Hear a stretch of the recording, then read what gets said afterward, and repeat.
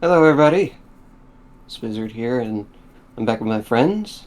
Uh, Lebo, Myra, Eli. Don't know which order it is because I just realized the screen looks different to me than it does to whoever records this. But we also have a guest here today, uh, Hannah. Say Hello. hello. Hello. Hello, hello, hello. Yeah, and Thank you for welcome joining everyone us, to Hannah. episode 2. Yeah, we did it. We made it to 2 episodes. Yep. And now we are going over a video that Myra has chosen, and I think she has chosen well because the video is called "Men Are Better Artists Than Women." It's made by a YouTube channel, The War on Beauty, isn't it? Yep. Great I wonder title. if the recommended video is also from the same channel. Oh, no, it's not. Oh, this one? No, it's from Verily Bitchy, I guess. We're talking about in the recommendations. One video is with Doctor Who character, The Terror the of Terror Fen of Men. Fenmen. They couldn't even put Which, through the effort of like fully writing out feminine men. They had to shorten it and say fem men. well, it might be a slang term we don't know about. Oh, it could be. I don't know. Do you not know the word femme? I mean, I know the word femme, but it's like, isn't it short for feminine? I might be exposing my. Yeah. Oh, yeah. Well, there you go. Yeah, it's the same Okay. term. Why millennials have So, no. Sorry, go on. So, I am not sure how to professionally segue this. I'm not sure if we should just start the video or if anyone else has anything to say about it. Myra, is there any specific reasons why you wanted to watch this video, or you just Um, want to get Yeah, like started? what I feel brought like this those to your reasons will attention? become self-evident as the video plays on. I think I Okay. want the viewer, or the listener, rather, to kind of absorb this video, Mm. You know what? Yeah, engage I with think it that. honestly and in good faith, and think Hmm. very critically, not just about what this person is saying, but Yeah. who is this person?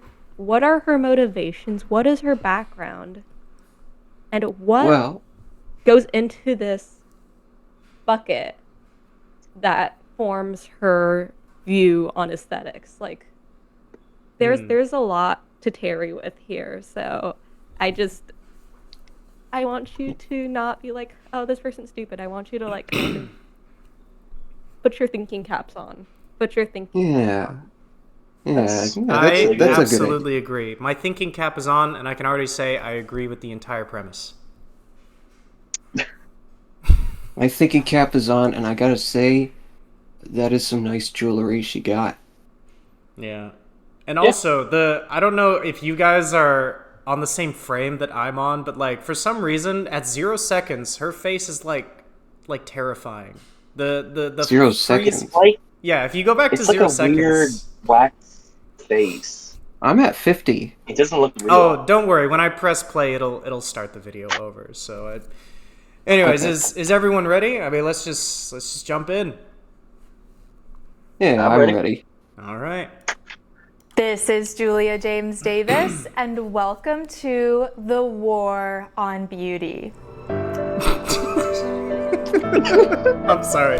So you can probably I will tell what engage this in good video faith. is about if you read the title and you clicked Yeah. on Also, it. So let's can just you jump pause for just right a in. second? Oh yeah, and also Well, you you can you too, have the Myra. ability to Guys, pause to know too. that this person has a degree in oh yeah, I could pause. Yeah. Hypergore. Oh yeah. Cool. Hypergore. This person has a degree in art history. Oh. It's also worth Oh, okay. mentioning that she's a Catholic. Oh, you So did research Oh. on her? Oh yes, shit. Oh, I see. Oh, I nice. think Nice. actually if you like, I'm sure both of these facts are on her. Yeah, these are on her Instagram I see. bio, which is very public. So She has an Instagram? yes, she Whoa. So does. you're saying we should basically listen to everything she says. I mean, she does have a degree. I don't know. And she loves Jesus. But Yeah, that but too. the what's important here is that she's coming from a place of education. She Yeah. knows Mm. about art, she knows its history, she knows its development, and Mhm. So she's not like, just a reply guy, reply girl. I don't know what the our equivalent of this is. But yeah, just the little context. Okay. And context is important. Key. Or Yeah. that too. Into what is probably going to be a very controversial video, which is men are better artists than women, and that men disowning their creative nature has contributed to an erasure of beauty in our just world. died for like My a answer. minute. My internet. Oh, but you're still my here. goodness. You're still I'm here still with us. here. That's good at least. I live. That's good. That's good. Are you able? did it. Are you able to watch the video? Oh Still? yeah. I Okay, should be able good. to. Okay. Well, while we're paused, I just want to Alright. go ahead and say based. No, I'm kidding. I am taking this serious. I promise. Answer to the Last one. Look men are better artists than women, and that men disowning their creative nature has contributed to an erasure of beauty in our world. My answer to the famous question posed Wait, one by second, Linda one Nochlin second. in her Yep, gotta pause. Okay, so I have a theory. I'm gonna kind of like think about what she's gonna say. But also like why she would be saying this is that previously men were able to influence, like heavily influence like beauty standards and so on, and they still do, like even today. And so I wonder if her idea of beauty is conforming to what men want for beauty.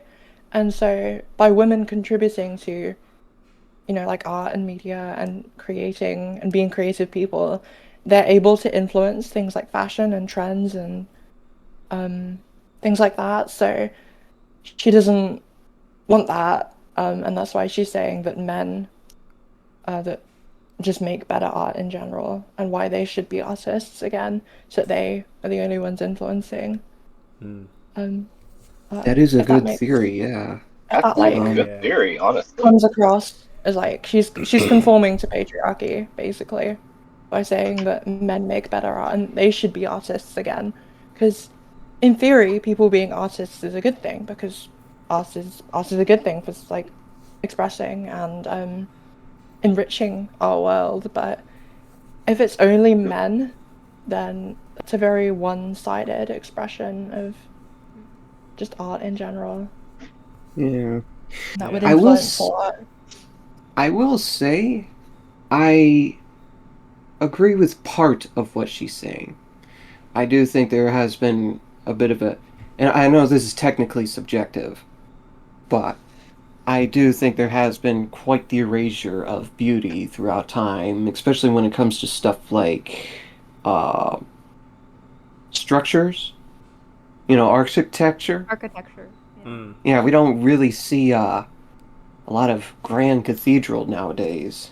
Just big, tall glass buildings and titanic cinder blocks. That is McDonald's. But I'm wondering. I bet she's just trying to.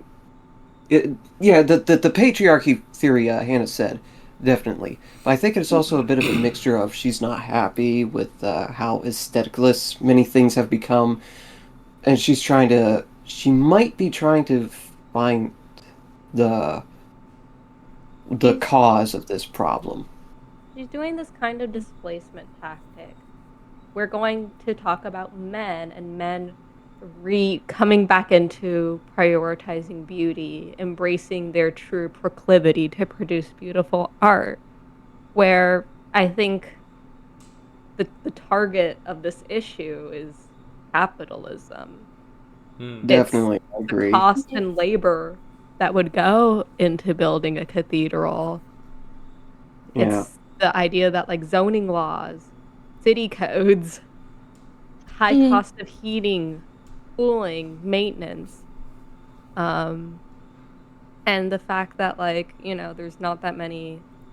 Of course, she's Catholic, so when she says beauty, of course she means like cathedral-esque beauty, like Yeah. anything that embodies a sort of Catholic Christian, oh, what's the word? Sensibility. Aesthetic. Yeah, an aesthetic. But the thing about that is, if we think about Protestantism, which is more prevalent in America, that prioritizes humility and simplicity. And it's quite antithetical to the grand ornamentation and like non-functional artistic work that you would see in like a traditional Gothic hand-carved or detail stone construction or cathedral. So and we're still making cathedral, like the Sagrada Familia, like that's still being made. But and of course there was like the Liverpool Anglican Cathedral that was finished in I think 1978, and that's like the Catalan Gothic style cathedral. So they're still being built. It's just not as often as before, and there are a variety of reasons. And I don't think any of those reasons have to do with feminism or gender essentialism. So, well, yeah, I mean, all those topics get targeted for disclaimer. issues that, like, I mean, a lot of what you're saying, it just applies to so many things. Where like, just this entire gender war, like all this stuff is being blamed on like men or women when capitalism is typically like at least part of the problem. It's just a lot of people are either unaware or too uncomfortable to address it. It's an unfortunate thing, but I think it's also just an increase in nihilism due to the internet. Like, call me a boomer or whatever, but I actually do believe the internet. Fuck you, Harfoot. I do believe that social media has really damaged a lot of things, but aesthetics, yeah, because I don't know, for some reason a lot of people like simplicity. Well, actually, I can understand, but I guess they're just, because of social media and such, they're trying to use simplicity to appeal to as much people as possible, which thankfully there's been a growing awareness that people don't actually like that, like the Cracker Barrel controversy that happened. But yeah, I just I again, guess like corporate minimalism, which is like I guess the Cracker Barrel style, the flattening of logos like Firefox and Google. You've seen it everywhere. These flat vector-based designs. They're because of capitalism. There's this sense of non-representational proportions to create this very neutral brand image to feel friendly and modern and efficient. This is a capitalist way of viewing art.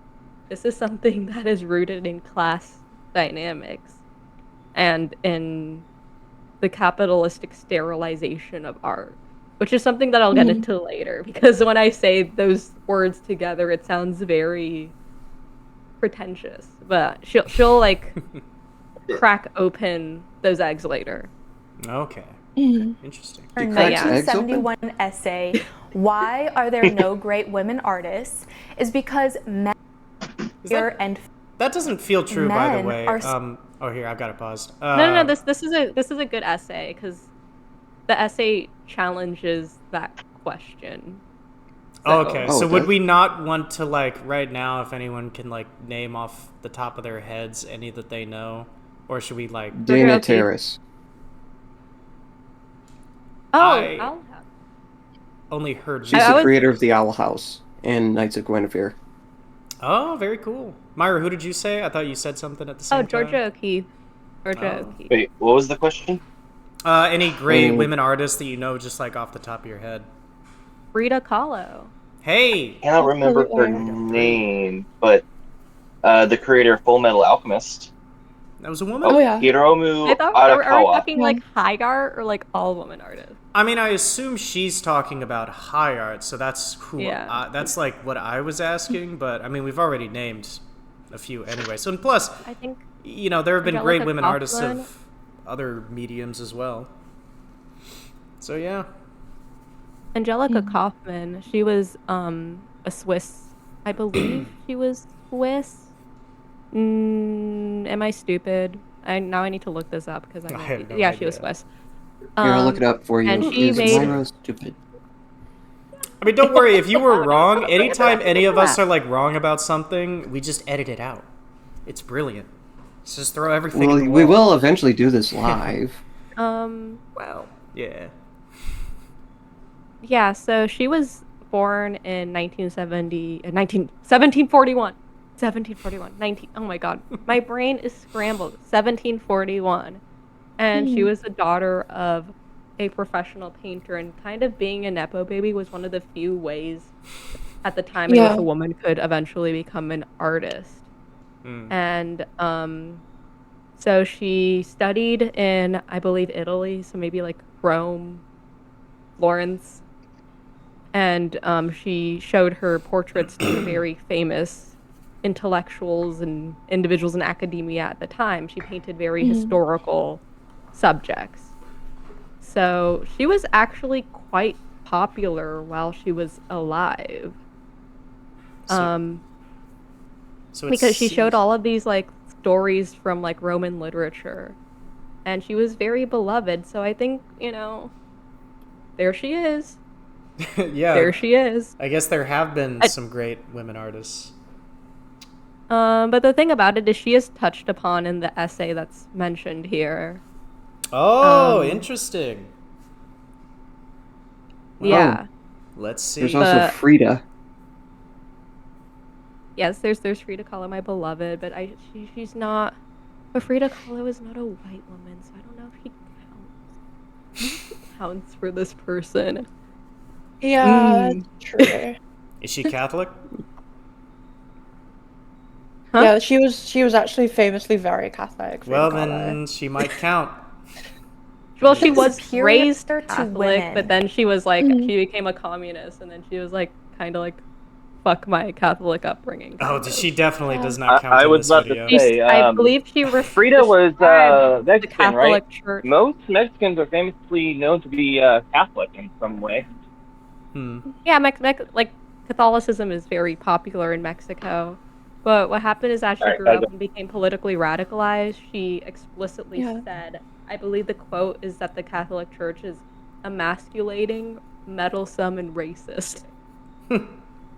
Facts.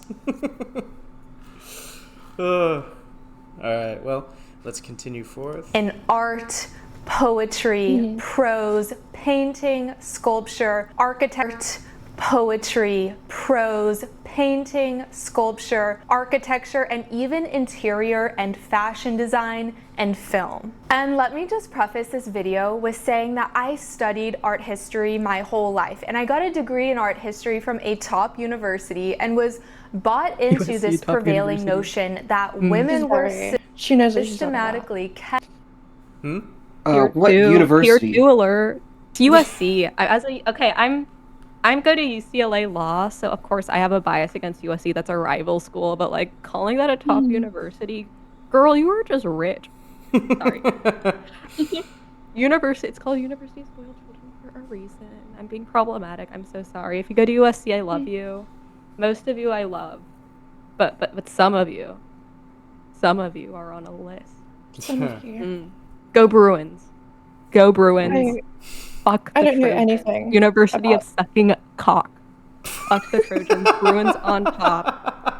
I saw you. Yeah, I saw you guys get your ass handed to you in the Berkeley USC game. Anyway. Oh, man. I don't know anything about what you're Well, talking about. we're not getting any It's of them just- in our audience, I guess. It's a rival college. It's my rival Jesus. college. I see.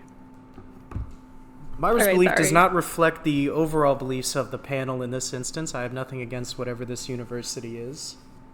Please I'm sure they're forgive full me, of I'm nice just being fellows. Problematic. I'm rage baiting, I swear. It's I'm okay. rage We all get to be problematic.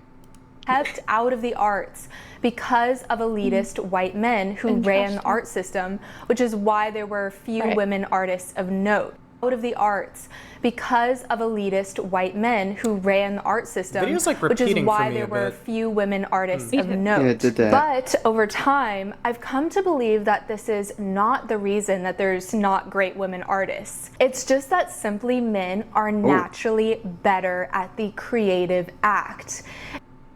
All right. Well, wait. Let's How let do her you- finish that sentence first Okay. before. Okay.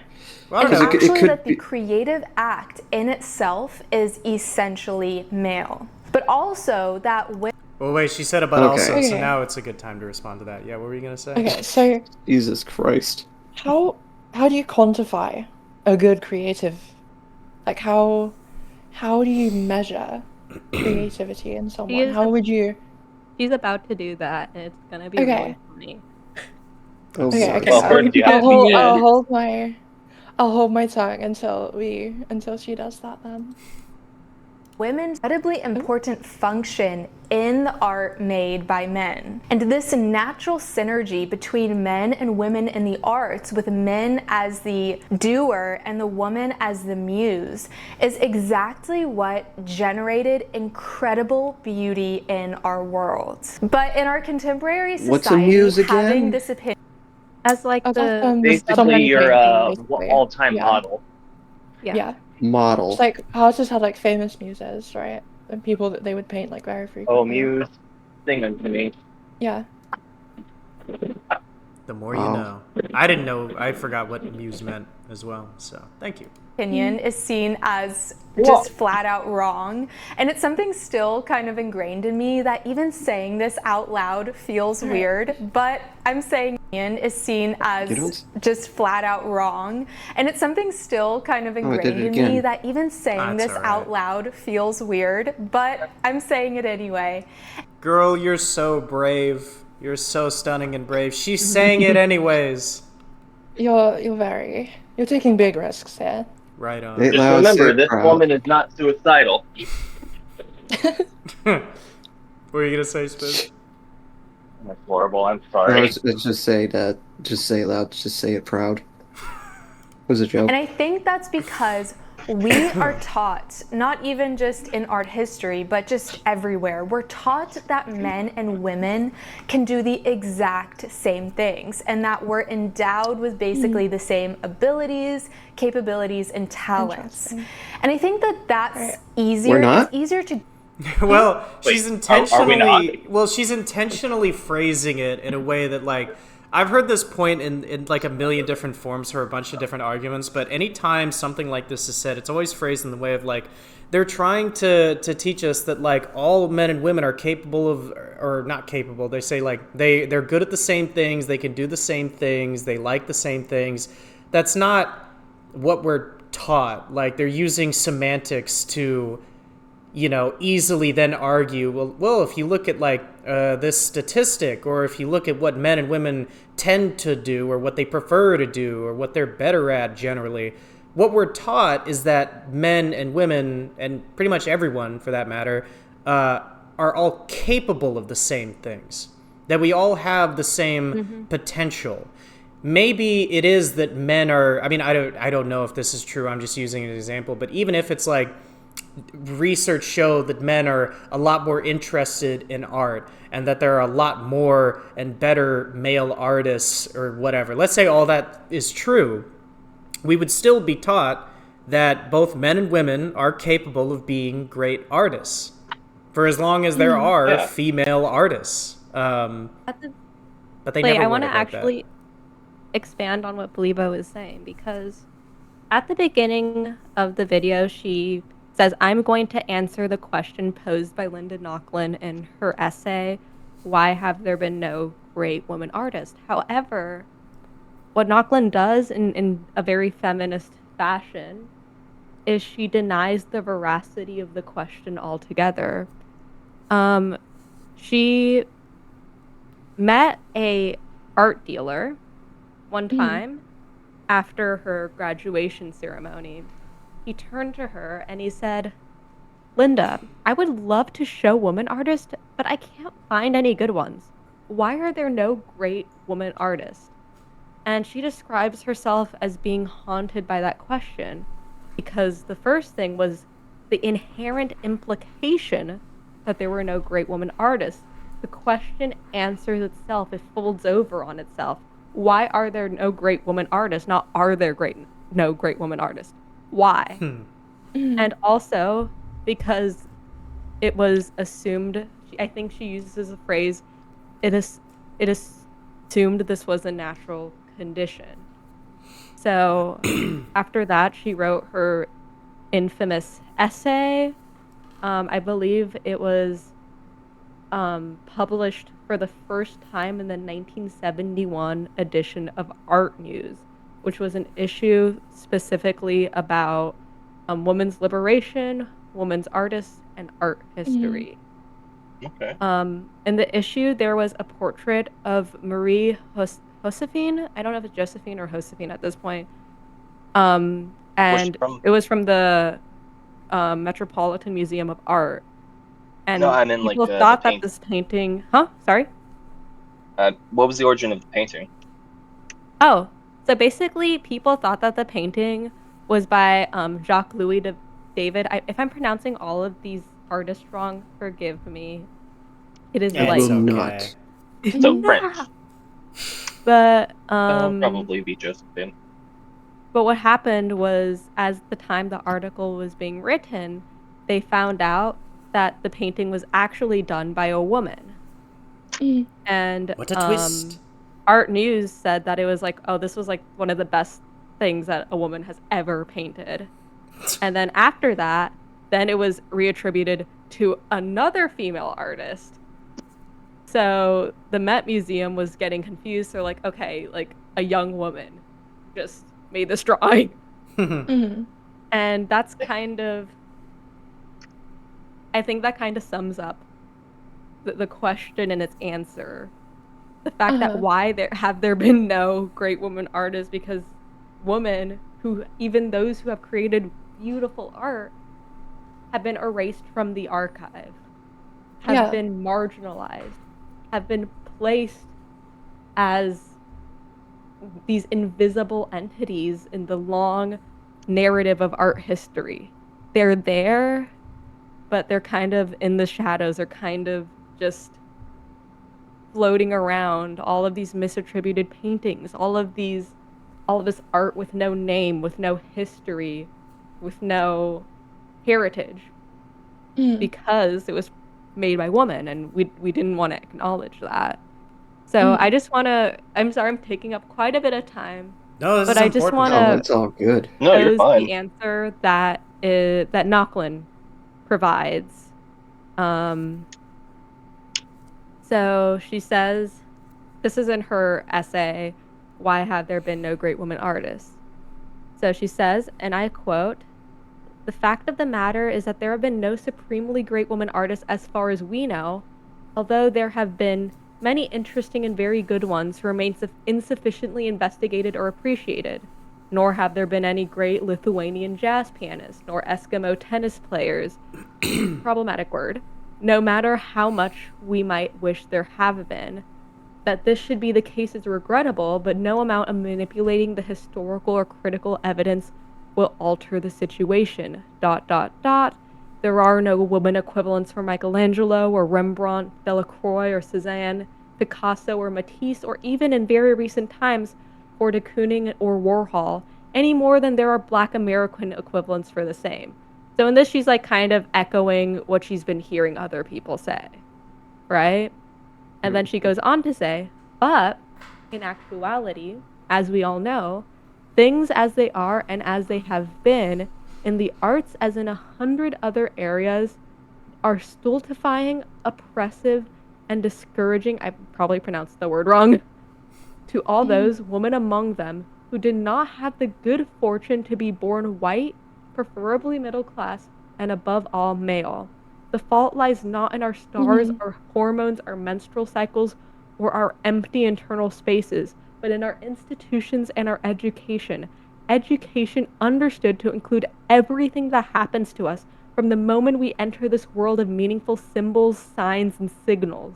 The miracle is, in fact, that given the overwhelming against women or blacks, that so many of both have managed to achieve so much sheer excellence.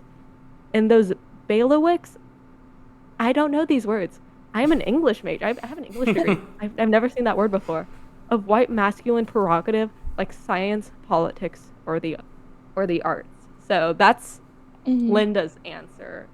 Let's go on and see if this statement is meaningfully engaged with in any way.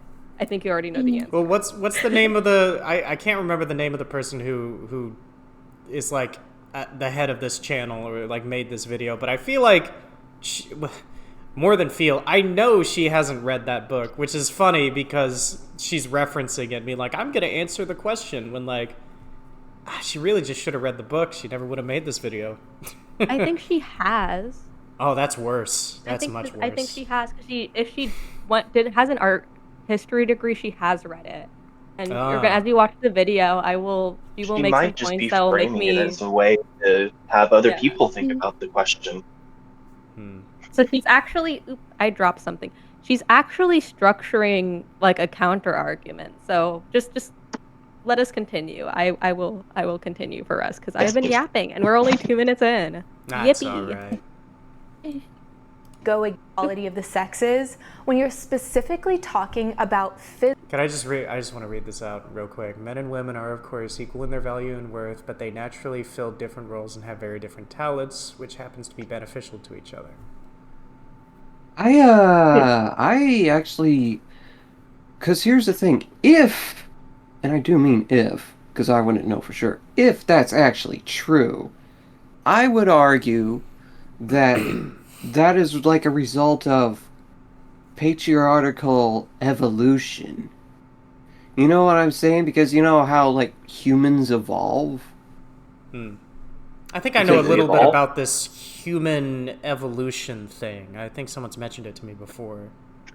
Yeah, well, I mean, I am a research, reptile. Blevo, hobbits are very close to men. They're just really short. Ah. Yeah, go on. But I do actually have a theory that if that what that word is saying is true, the paragraph or sentence, whatever, if that is actually true, I just theorize that's a result of patriarchal evolution, and thus it's still, I don't know, we should still try to dismantle it, at least a little bit. Like, obviously we can't force, like, if a woman actually wants to stay in the kitchen, we can't force her out of it. Granted, I don't really know any women that like to stay in the kitchen forever, but well, it's, you know what I'm saying? I think I know what you mean, because the sentence is very, like, it's very vague and neutrally phrased, because it's like, what does she mean when she's like, they naturally fill different roles? Like, what roles? You know? What roles? And I'm sure if she were to dive deeper into it, then, yeah, you'd be right. She'd be talking about, you know, patriarchal aspects of society, you know, this idea that, like, you know, and not that there's, you know, I don't want to say, like, this is all, like, you know, 100% bad or anything, but just, like, this whole, like, oh, men are supposed to be the protectors out, like, fighting the wars, and then women stay home in the house and all that stuff. Like, I'm just saying this is probably what she's referring to, right? But again, those are societal constructs. Like, that's not necessarily natural. Is a societal construct. Yeah, exactly. I mean, I might be overreaching a bit here because I can't recall, like, the specific study. So maybe Myra, Hannah, if one of you two could, like, help me out here. But someone, maybe a few people, looked into, like, old hunter-gatherer societies in history, and there have been, like, discoveries made about how what we thought was the case, where you had specific people in ancient human societies who were designated as hunters, mostly men, and then other people, mostly women, were specifically designated as gatherers. That's why we came up with the term hunter-gatherer. It wasn't actually that rigid, and it was more so that everyone was doing both hunting and gathering where they could in order to survive, regardless of man, woman, whatever. Yes, I can elaborate on this. Thank you. So this was a study done by, I believe, I read about it in the Smithsonian magazine. That was my first encounter with it. But I believe it was an international project that's published on PLOS1, and the title is something like "The Myth of Man the Hunter." It was published as of 2023. I believe it was edited by the University of Michigan. And what the findings were essentially that they found all of these foraging societies, I believe like 400 from them, and then they, from a smaller portion, they obtained data on the hunting. And it revealed that in most of these societies, 79 to 80%, I believe, women did hunting. And it didn't matter if they were parents or not, they hunted nonetheless. Damn. And all of this, not all, but almost all of hunting that women were engaging in was intentional. It wasn't like, oh, there is a mammoth walking by, or there's like a deer walking by. I'm just gonna get up and club it over the head and then go back to doing. Well, what I was might doing. as Back well. to my little, Oh, no. by doing basket weaving, might as well. It was actually no. something that was a designated role that they went out of their way to do every day. And So it wasn't like, oh no, my husband died. I must change myself for the sake Yeah. of my. I was And- gonna say, I know this is a little bit further than like the Paleolithic era, but like the era of the Vikings, men and women often fought side by side and hunted side by side. It's just as many roles as the men did. Oh, and Well, I also did- just to clarify, the study was done for societies from the 1800s onwards, because that's when we actually have anthropological evidence. And like modern foraging societies are what scientists kind of use to see what it was like for hunter-gatherers, because that's the closest that we have to look at Yeah. that's reliable. Just to clarify. Well, I'm really But- glad you knew what I was talking about, so you could expand. I appreciate it. Thank you, because I only vaguely knew about the study. There was also a study titled "Female Hunters of the Early Americas." Female Hunters of the Early Americas, I believe. Let me look that up. Let's see where that is on. It's on science.org. Hell yeah! So you guys can read the whole thing if you want to for free. Right? And Ooh, maybe we should put a link to that in the description, Spiz. yeah, I have a lot of links to put in the. What if I don't description. wanna? Well, you better. But it was Sword. strongly Sword time. suggested. Sorry, what? Oh. I was just going to say that it's strongly suggested from the study, which I think was conducted in 2020, that taking down big game was a gender-neutral process. Oh, absolutely. And, of course, they found, like, prehistoric women buried with weapons. Mm. Yeah.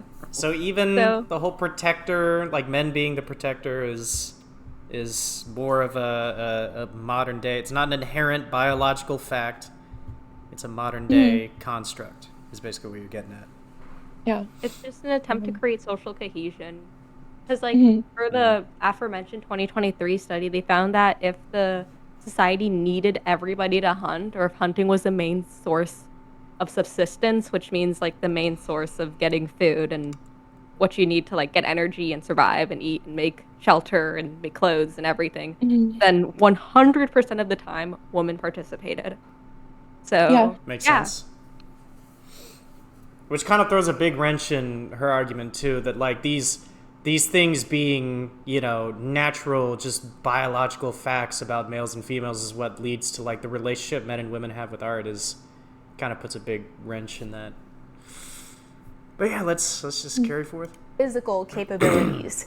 But it's a lot less easy and a lot trickier when talking about intellectual or creative differences. So how I got onto this topic in the first place? Well, as usual, I was scrolling social media on TikTok and on X, and I kept seeing this recurring thing about She He called calls it Twitter X. X. I know what you are. I know what you Boo. are. I know what you are. Jesus Christ. I know exactly who you are. girlfriends Anyway. making fun of their boyfriends' Anyway. apartments or what they Oh. picked out at Home Goods. Lovely. And then I saw tweets and comments back to those Advertisement. videos by men. Oh, sorry. Were you trying to pause? Oh no, it's fine. I just had to point that out. frame. And this Oh, okay. discourse is actually very revealing because both of these points of view Can are we wrong. rewind The back first a bit? I opinion, did which is kinda usually miss the it out. opinion held Yeah, sure. by the first opinion, which is Yeah, usually the back to opinion the part where she called it X, Okay. preferably. That's my favorite part. boyfriends by women or what they picked out at Home Goods. And then I saw tweets and comments back to those videos by men, I'm assuming, saying, oh my gosh, don't get a girlfriend. They'll literally make you gay and feminize you and take you to Home Goods and make you get a bed frame. And this discourse Don't get a girlfriend. They'll make you Is gay. it gay to have a girlfriend? I'm using that. I'm using that You know- somewhere. Oh, that's Oh. a good idea. Jesus. All I right. believe I'll write it down. I don't even need to. It's burned in my head. Don't get a girlfriend. They'll make you is gay. actually very Actually, revealing. Andrew, the decorative cheese could you board is pause? coming to your house, and you can't stop it. The next I do friend wanna- I of am mine. putting a decorative cheese board in your house. Myra, I do want to ask this. I've been looking into how relationships work. I occasionally run into videos where it's like a dude in a it's like a dude in a cowboy hat, basically saying, "Now listen, the reason why many men nowadays don't have a girlfriend is because they don't take the time to figure out how women work. See, because for example, you will go out to buy groceries, and then you can ask the woman, "Hey, would you like any sweets or muffins or anything like that?" And she'll say no. But if you know how women work, you know that you have to give her muffins anyway. It's a bit of a... Is that true, or is that just fucking... Well, I'm neurodivergent. So, like, if I want a muffin, I'll be like, can I please have a muffin? Like, I will whine and bitch and moan until I get me a muffin. But Even if you'll I'm the actually- one That's buying fair. it for myself, I'm still, like, going through that internal monologue where... Oh, absolutely. It takes me so long to buy stuff just because I have to like, do I really need this and do I not? And I always want stuff and it's Exactly. difficult to like, it's like I always feel like I have to treat myself, if that makes sense. I don't know. I was just So can we wondering... just all agree that communication truly is key between all parties in a relationship? Yeah. Yes, I fully agree. I was No. just saying... Oh. Oh, Don't shit. speak to each other. No. I will... I disagree. But I Because... said no. Stare You into want some each french other's fries? eyes and touch foreheads and make Like, warbling people- noises. Like, I noticed in relationships, people keep saying that there's all this complicated psychology going on there, and how, women don't like it when men open up and blah, blah, blah. And it's like, that's a person thing. You know? Well, yeah, that's just farming for clicks. That stuff gets a lot of clicks over social media, so it's probably why Yeah. you see it a lot. Yeah, I mean, like, usually if I want something, I'll just ask it, but it is kind of fun to be like, hey, Read I my want, mind. I totally don't want to have a Monster High doll right now. Blink, blink, blink. I Yeah, would but you- absolutely hate it if I got a Monster High doll right now. Blink, blink. Like, it's kind of fun. Yeah. But as long as it's not like You the gotta make it default obvious. in a relationship, it's Yeah, you gotta make if it it's like obvious, too. silly. Because both Please, of just these tell points me of if you want view are something. wrong. The first opinion, which is usually the opinion held by women, is that men are aesthetically challenged and women are the arbiters of taste. The second opinion, it's usually the I don't idea agree held with by that. men. I try I to don't- not agree with that, but I'm looking at my apartment now, and it's really hard. No, it's not. No, okay, listen, Lebo. Yes. Just imagine you got infinite powers. You can do literally anything. If you snap a finger, the universe disappears, blah, blah, blah. You can literally do anything. I love it. I'm If you could do imagining it. that, would you keep your apartment like that? Well, first off, it wouldn't be an apartment. It would be a 3-story mansion. But Exactly. oh, that was a point. Okay, yes. Then Yeah, yeah. yeah. And it would be a fancy, beautiful mansion, too, right? Or at least cool looking? Of course. Yeah, see, there's the thing. I photos of that apartment. The only reason it's like that is because men do want bare minimum stuff. Like they want a TV and a comfy couch, because they'll entertain their time, and you can easily get those with as little money as possible, assuming you got a job and stuff. Blah blah blah blah. Because of limitations they got. But if they don't have limitations, as in they don't have to worry about money nor time, then yeah, we do have a fashion sense. Let me tell you, I Sometimes. see.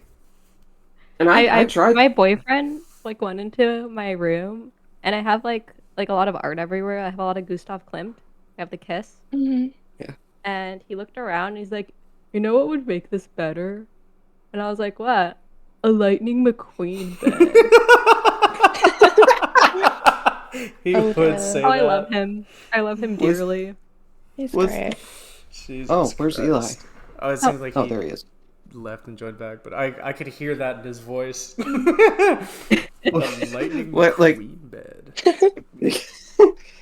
Like, was he serious or? He better be serious. I mean, exactly. Like, I mean, Bitch. See, men do I have feel like style. I feel like most men yearn a little bit for the race car bed. I You're feel. not wrong.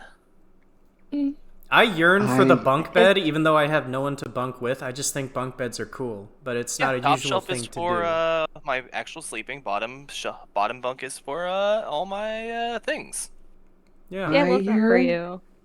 I yearn love for a that. nice witch gothic house in the middle of a swamp. Ah. It's not like it's super scary. It's more Halloweeny. A Okay. Victorian house is very nice, in my opinion. Yeah. See there. Yeah, you so go. I don't let's- agree with let's this. Less keep arsenic, going. though. Less Yeah, arsenic. let's Is keep that- going.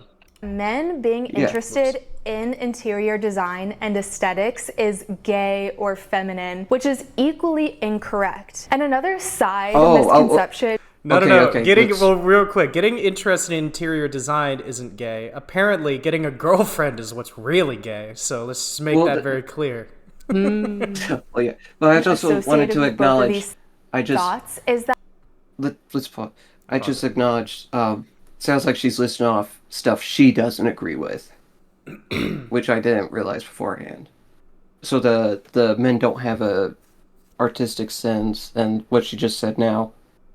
So that's Oh, something yeah, she yeah. doesn't agree with. Oh, Okay. And Okay, I I just agree with want- I agree with her on those counts too. I agree with her. on Yeah. this point. Okay. Yeah. Just wanted to make sure everybody understood. Because for a second I thought she was. I couldn't tell if, you know. Yeah.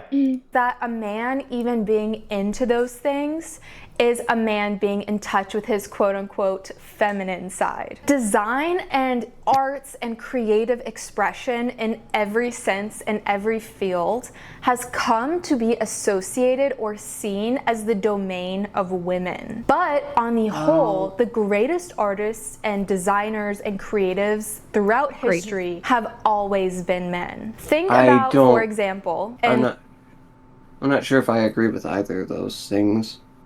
Because Well, I mean, like you see a lot of movies, and like many movies, people wouldn't say are real feminine. At least not the most popular kind. I think we should table this until we Yeah. like respond to why she thinks that and what is her metric for greatness. Yeah, because I think we've Okay. covered this. This is kind of an interesting example, I think, but Thomas Jefferson. He actually was a great aesthete and designer. He spent his life building and designing Monticello. Monticello, by the way, was his house. From the exterior to every last detail on the interior. Oh, and he really did a good part with the dumbwaiter that the slaves used. He did a really great part with the slave quarters. Was it really well designed? Was it aesthetic? It was great. It made it so aesthetic. It was so cottagecore, and he could sneak down there and have an affair with his slave. Oh my goodness gracious! It's Oh so my. girly pop. Anyway. Oh, it's And a his home man's is dream now come one of the true. most famous homes Basically, we love Thomas Jefferson in this podcast. Am I right, fellas? Hell yeah! Yeah. in the whole world. Or even think about Sir John Soane in England. He was a neoclassical architect whose home is an incredible example of a deep aesthetic sense and pure Actually- love for beauty. Actually, could you rewind that a little bit? Sure. Because I want to see those pictures again. deep as a Okay, and that's a little too and far. It's just- blurring of gender roles is 1 second. Right Do you there. see that? Go a little further. from Sorry. No, the I- exterior to I just every wanna- last detail Oh. on the interior. All And right, his let's home is just now play it. one of the most famous homes in the I'll whole pause it world. at the Or picture you even want, think Spiz. about Sir John Soane in Yeah. England. He was a neoclassical architect whose home is All right, an pause. incredible Not to be nitpicky, but half of these, it looks like they just found random pictures and just put them on blank walls. Is that something most houses do nowadays? Or, I mean, I could tell the ceiling is sculpted, especially the one on the left I mean, and the right. Well, it's different because we're looking at like a. I feel like the lithograph on the right side, I feel like that one just might be a little too embellished. I'm gonna be real. I'm a Sir John Soane fan. I'm- I mean, it looks I'm a fan. awesome. But the only thing that I don't like is, of course, he has a museum in London, and of course, a lot of the stuff in there was stolen because he was designing stuff during British imperialism. All of these cultural artifacts Okay. were around the world were taken to Britain and reappropriated into his neoclassical art style. Man, Okay, And I I don't think he himself was racist. I doubt it. He doesn't seem to be like, he didn't seem like a particularly political person, and he has sparked a lot of discussions on preservationism and how do we preserve cultural artifacts without being like Okay. colonizers. All right. But Yeah, you I know, it guess- just he's an interesting guy. He's an interesting guy. I do like his architecture. I do like him. Interesting I guy, find hopefully him- not racist. Fingers I crossed. find neoclassical stuff really cool, but you know, then again, I just anyone guess that- operating like during the height of British imperialism, and you know, he made I think he designed like the National Bank of England, something like that, funding imperialism, complicit in imperialism. Was he himself an imperialism? I don't think so. An imperialist? I don't really think so. But you know, all of these Western architects are a little bit messy. At least a little bit. Some of them are very messy, as we'll get into later. Nobody's perfect. I guess that was what was bugging me a little bit, because it does look like they're just a bunch of different paintings just thrown together on walls in some areas. yeah. It's peak design. incredible example of a deep aesthetic sense and pure love for beauty. As feminism and the general topsy-turvying and blurring of gender roles has occurred over the past century especially, the great innate aesthetic strength of men has been disowned, which has actually contributed to the uglification of the world. And as I said, Innate. broken that great symbiosis of beauty that existed between men and women in the past. Back when the gender But wait, I mean, wouldn't this So she's blaming. Initially, she sets up her point to be like, like men have abandoned the idea of aesthetics and striving for aesthetic living places because it's seen as feminine and gay and womanly. But then now she's saying that feminism and the breaking down of gender roles is what's causing them to lose that desire for aesthetics. Like, those seem like contradictory statements, because it's either the reinforcement, the artificial, embodied their natural roles in. Yeah, it's either the reinforcement of these things is causing, men to be like, I don't want to be feminine. I have to be this hyper masculine role. It's either that's causing it, or it's feminism and the deconstruction of these things. Like, it's one or the other. But it seems like she's trying to make the case that it's both. Which I think she's more trying to get at that, how feminism itself sort of subtly encouraged the gender role that art is too feminine for men. I think she's trying to say that feminism is just basically societally stealing art from men. That's what I think she's trying to say. That's my theory. She's specifically saying that that feminism is an example of a larger problem that's just the general breaking down of specific gender roles, which she believes are innate and there for good reason. But that's not... I mean, if that is the case, then that's not what she was arguing before, because she was saying that men are striving to not care about aesthetics because they want to look manly, which is not... That's not feminism. That's not breaking down gender rules. That's not... Like, it's a different thing. If anything, that's people striving to reinforce gender roles and to be hyper masculine. Like, she's combining these different things, turning into one amalgamous bad thing that's happening, which I don't really get. I mean, maybe she'll explain it better later, but I don't know. The creative act. So that's a lot of exposition to kind of get to me actually making my case for this claim. I would say that the first strongest point in support of the fact that men are better artists than women is that men are historically so good at art. Shakespeare, Da Vinci, Michelangelo, Dante, Bernini, Vermeer, Caravaggio, Mozart, Bach, Tolstoy, and even contemporary examples like Stanley Kubrick, David Bowie, Bob Dylan. And I could really go on and on forever just listing the great male artists. Caravaggio and Bob Dylan. Huh. I got a counter to all that. Just saying names. Just saying shit. Amy Lee. Well, also, didn't we already dismantle this argument with the essay of...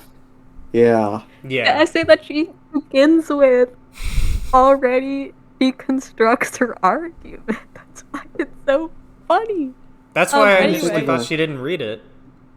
Because, like, what do you do when you want to write a counter article? You just list all of these people but female, but they're less known, but does that make them less great? Absolutely not. Because she's not talking about fame or renown. She's talking about greatness. She's talking about beauty. Yeah. And for every Shakespeare, there's a Mary Shelley. For every Caravaggio, there's a Kahlo. Like, it's just... Yeah. And maybe you can say one's better than the other, but, like, I think the more correct designation is one is more popular, one is more ubiquitous than the other. Yeah. I would say, like, Shakespeare is, like... I would consider Shakespeare one of the greatest authors of all time, because I'm an English major. But does that translate into this belief that men are generally and innately... The key word here is innately, which is the most egregious take in this video, and possibly the core disagreement that all of us are converging upon. To say that Shakespeare is in his talent for creating the incredible wealth of plays and sonnets and so on that he produced is like a point proving that men are just innately better at making art than women, especially literature.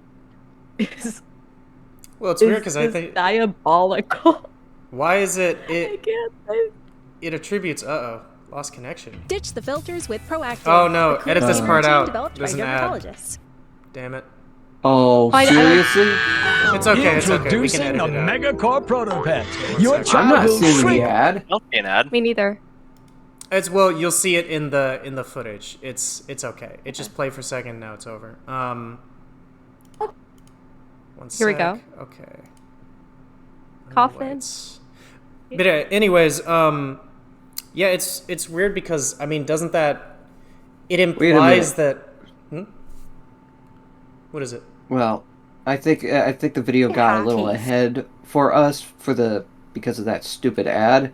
Oh, But oh now Back she's okay. listening. to let's go But back to now- 620. I'll Yeah, try to here name we a are. All right, so now paused we're at gonna now she's 6:21. gonna name like some famous female artists and some very incredible female artists. So, Well, let's Okay. see. I encourage the lot listener to less pay attention to this. Elizabeth part. really have to cherry pick over a large course of history to find Cherry those pick. names, and the names are a Why? lot less renowned. There's Elizabeth Vigée Yeah, I wonder Lebrun, why. there's Angelica Kaufman, Artemisia Gentileschi. Can you pause it? Yep, or it's paused. This is such a the painting on the left is one of my favorite paintings of all time. Brilliant. That's very Brilliant. nice. Anyway, Berthe Morisot and Georgia O'Keeffe. But these women's work just does not compare to the output I love Georgia O'Keeffe. Anyway, I'm so normal. Roar. and sheer beauty of the work made by men. And neither does this mean that women are intellectually inferior. keen. It means that women have a different role. Women are just different than men, not just physically, but in other ways as well. And that's okay. That's completely fine. Men are the superior creatives because creation Wow. in itself is a male act. What do you This, of mean? course, is Why? You're just saying Why? shit. Because she's just saying this because she's like I think part of the line of thinking is she's Catholic. Oh yeah. God, yeah. male, God created man. That I think Well, I that's think Oh, I see the think part of what's what's happening- influencing. Oh, Well, I think what But it's I think also what's happening is I think she just listed off what she thinks is the greatest argument as evidence for that claim she just made. That being, she just listed off a bunch of very famous male artists, and then she just listed off some apparently not so famous female artists, and there was She less of them. So famous during her time. And anyway, like, are you? No worries. No, we don't need to edit this Let me part just out. take you back to Please. 5:37. roles in the creative act. So that's a lot of exposition to kind of get to Oh, wait, no, this is a me bit too actually ahead. Let's do art. Shakespeare, Da Vinci, 6 Michelangelo, Dante, Bernini, Vermeer, Caravaggio, Mozart, Bach, That's a bit early, too. Tolstoy. Let's and go to I didn't think the ever paintings of just- Veneer were that great looking, from what I just briefly saw. All right. Can you keep going? Yeah. listing the great Yeah. male artists. But now try to name a great woman artist. And you really have you to got me, I cherry can't. pick over a large course of history You to win. find those names. And the names are a lot less renowned. There's Elizabeth Vigée Lebrun, there's Angelica Kaufman, Artemisia Gentileschi, Pause, Berthe pause. Morisot, and Georgia Damn it, Plebo, you my had God. one shot! I clicked Hold the up. pause and it doesn't do it. Kaufman. Pause. there. Right. I had This it is paused. There you go. This is called Judith and her maid. Is this Judith and her maidservant? No, it's not. What is this one? Yes, this is Judith and her maidservant. I think there are several with this title. And what is so brilliant about this is just that the red and gold tones against the darkness of like that you see on her face. I'm not an art historian. I'm not exactly an expert on composition, obviously not. I am my realm is literature, is out of the literary. But this is peak Baroque. This is peak Baroque. Just He's broke? oh, Baroque. Oh, If it ain't Baroque, don't fix it. Yeah, but this is Oh. very like that's actually good. this is she actually should really like this painting because it's like, you know, it's part of the Catholic Counter Reformation. But it's this very beautiful and dramatic art style that emerged in the 1600s through the late 1700s that was known for using very intense light and very intense shadow against each other. And then these very deep, dark, moody colors and this dynamic flowing movement. You can see that the draping of the fabric, the way she has her hand out, she's captured in the middle of moving. You know, the sword hidden, like all these diagonal lines that draw your attention down. And it's beautiful. It's beautiful. I just gotta say. And also, if you can't see this because it's cut out, which is really funny, but the maidservant is holding a head. It's holding a human head, a severed head. Oh, there's definitely a reason why that was cut out. Yeah. Yeah, and so if you follow like the lines of the painting, the You mean diagonals, cut off? it kind of just like draws your eyes towards the head. And oh my god. It's beautiful. It's beautiful. It's a and beautiful severed head. some people say that she used herself as like an artistic reference, which is just like, I love her. I love her. Anyway, look up her art. She did a very good job embodying the masculine art of creation. I don't know how she did I'm it. not good with names. What's the artist's name again? Artemisia oh my god, I'm gonna have to like close my eyes and think of how to pronounce her last name. All right. Close your eyes and count to 3. 3. Artemisia Gentileschi. Artemisia Gentileschi. There we go. That is her Well name. done. Artemisia Gentileschi. Brilliant artist. Made some of the best art of the Baroque era, if not the best. Like Judith Slang Holofernes is a masterpiece. It is that is a up beautiful there with all the piece. male artists. The one where I she has knew that it. sword and she's That is like the plunging it most in, like, botched beheading I've ever seen. and it's if you're gonna say that that's not as great as like insert male painting here, then like shut up. Okay, that's like a little harsh, but like I No, knew say I'd gone it. over one of her paintings at a college a while back. I'm looking at the one where and I'm gonna say something bold. Her version is better than Caravaggio's. You know why? Oh! You know why? Why? Because it's the whole lesson of the painting is when women work together, we can overtake male dominance. We could overtake male power. Oh, It would have God, we taken can't the have power that. of 2 women to take over and kill this man. And it's real, it's gritty, it's accurate, and it's a testament to female allyship. And You don't understand. That's why we made you wear long flowing dresses, so you can't chase after us properly. God, I hated saying that. That was terrible. That's not reflected upon my actual worldview. Do better. It's a very nice painting. I do like It is. and Mary Cassatt is like just like, come the fuck on. She's brilliant. She's an Those are icon. the best figure compositions you can make. Best impressionism you can make. You guys are like, what do you mean that's not as good as what? Anyway, I'm like freaking out. I'm freaking out. I'm a nerd. Rage baiting here. I'm getting rage baited. Could you say that painting slays? It's It's slay. a lathe. And she's like Alright. forgot like, it's so funny that she didn't say Frida Kahlo, and I'm gonna like harp on this because it's just really funny that she forgot that Frida Kahlo existed. also That's like Margaret the most Keane. There's famous a female photo. artist ever. I heard that Frida doesn't even really like being referred to as a Frida artist, and I learned this in college, not on some random video on YouTube. Because we did go over a bit. Is that true that she doesn't... Like, she just wants to be known as a famous painter, one of the famous painters, not the female painter. Yeah, They but do? unfortunately for as long Frida, but unfortunately for as she long died. as She died in like 1954. And Time is a tool. time is a tool. But yeah, as long as there are, discussions about, men and women artists, then I mean, her and other famous female artists will, I mean, they'll always be referenced in that context because the discussion just keeps going on. Yeah.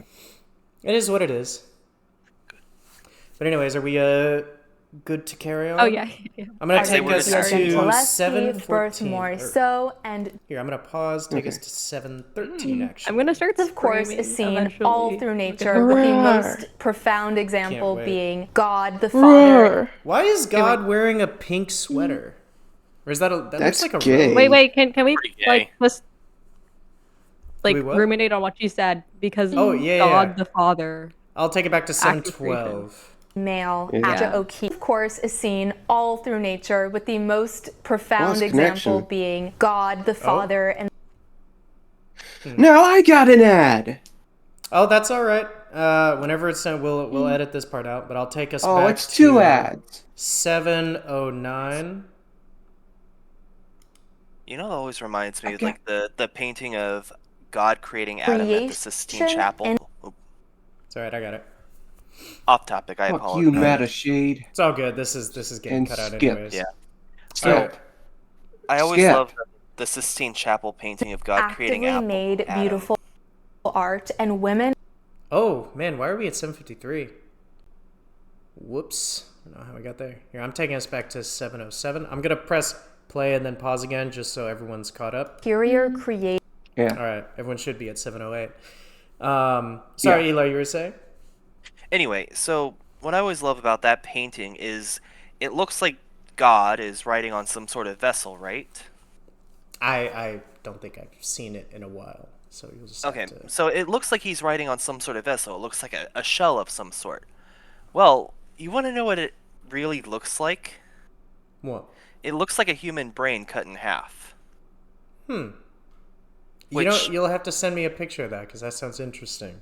I Send it to all absolutely of will, us. and I will definitely do that. You know, I'm going to do that while we are discussing this. So, God creating... Well, Well, we're alright, still at 7:07, right? Still at Yep, 7. I'm yeah. gonna click play. creatives, because creation in itself is a male act. This, of course, is seen all through nature, with the most profound example being God the Father and the creator of the universe and everything in it. When we look at creation, there's really no Sending denying you that God guys is in the the greatest chat. artist, and Oh, God is pause. Yeah, there's a lot Pause. to deny there, actually. Yeah, I know I have a counter Do argument we, against the do we lion. need to? It's just like It is. I mean, it is Just funny. the lion. Don't get me wrong. I just want to.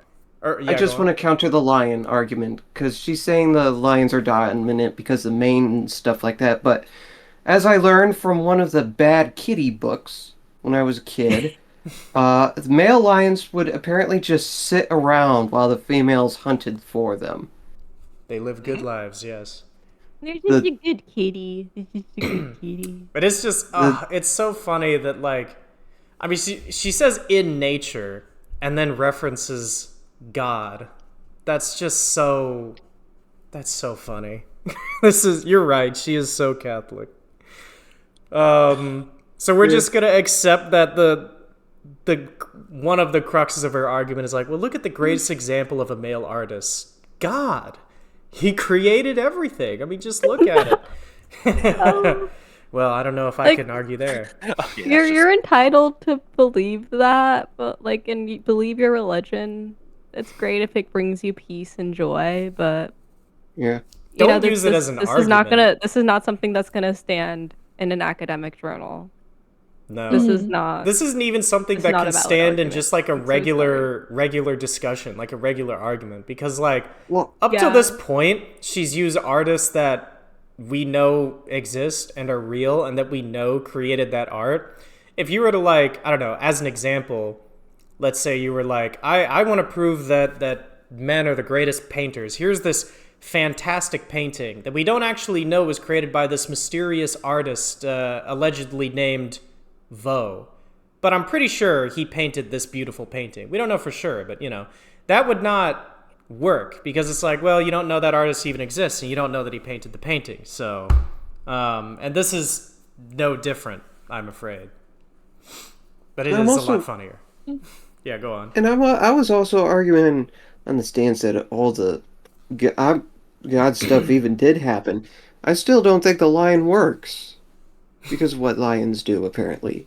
Well, no, she's not saying that, like, she's specifically referencing the beauty of creation. You know, that lions Oh, that's are it? beautiful, and that waterfalls are beautiful, and roses are beautiful, and it was all created by a dude, God, and so dudes are the greatest creators.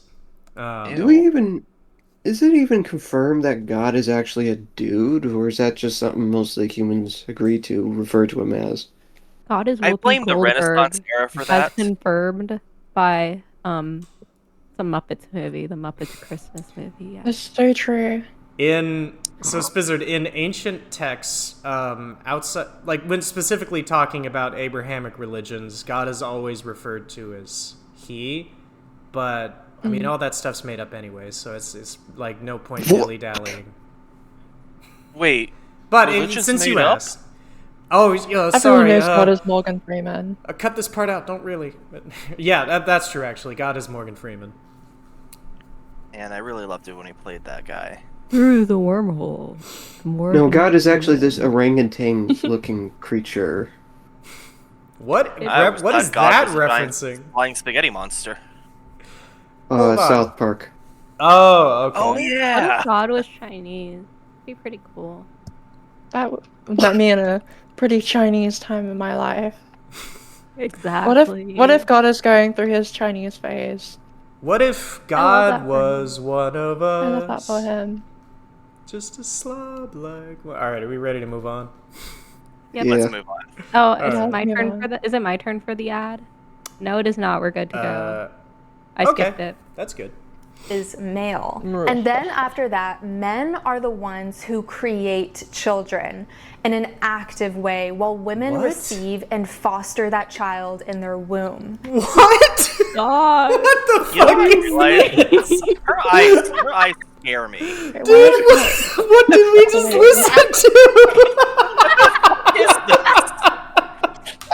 And this dynamic No, pause it. I can't. We can't just move on from that. What? Pregnancy is passive. Myra, I think you just Pregnancy found like the best. Passive. You found the Great. best possible video for us to react to. I can't breathe. There's like okay. There's layers to this. For one, she's like men create the child in the active way, and women just foster it in the womb. So is she saying that men having sex with women and impregnating her is like they're being that like like sex is a totally one-sided thing? Like only the men are active, and the women just kind of lie there. What? Oh, we just microwave the fetus. Rubs my belly. No, but see, it's like planting a plant. I'll put it you back know? in for a few more minutes, just like my burrito. Oh my It's god. like planting a plant. See, This is Oh my God. insane.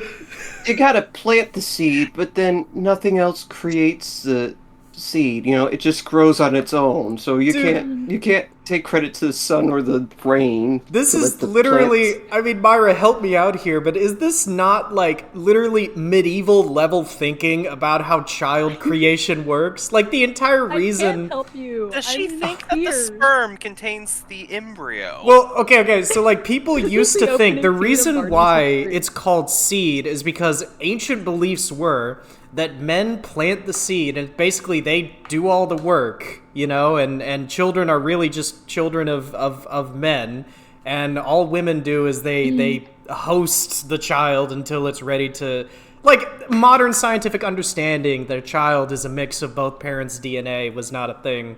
And that's apparently what we've regressed to in this video. I am charging boy. my fetus rent. LA prices $2K a month, baby.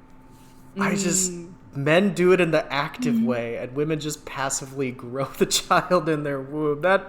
I'm sorry, that makes no sense. If anything, I mean, of course, I am of the personal belief that both parents put in the work to create a child. It literally requires two of them.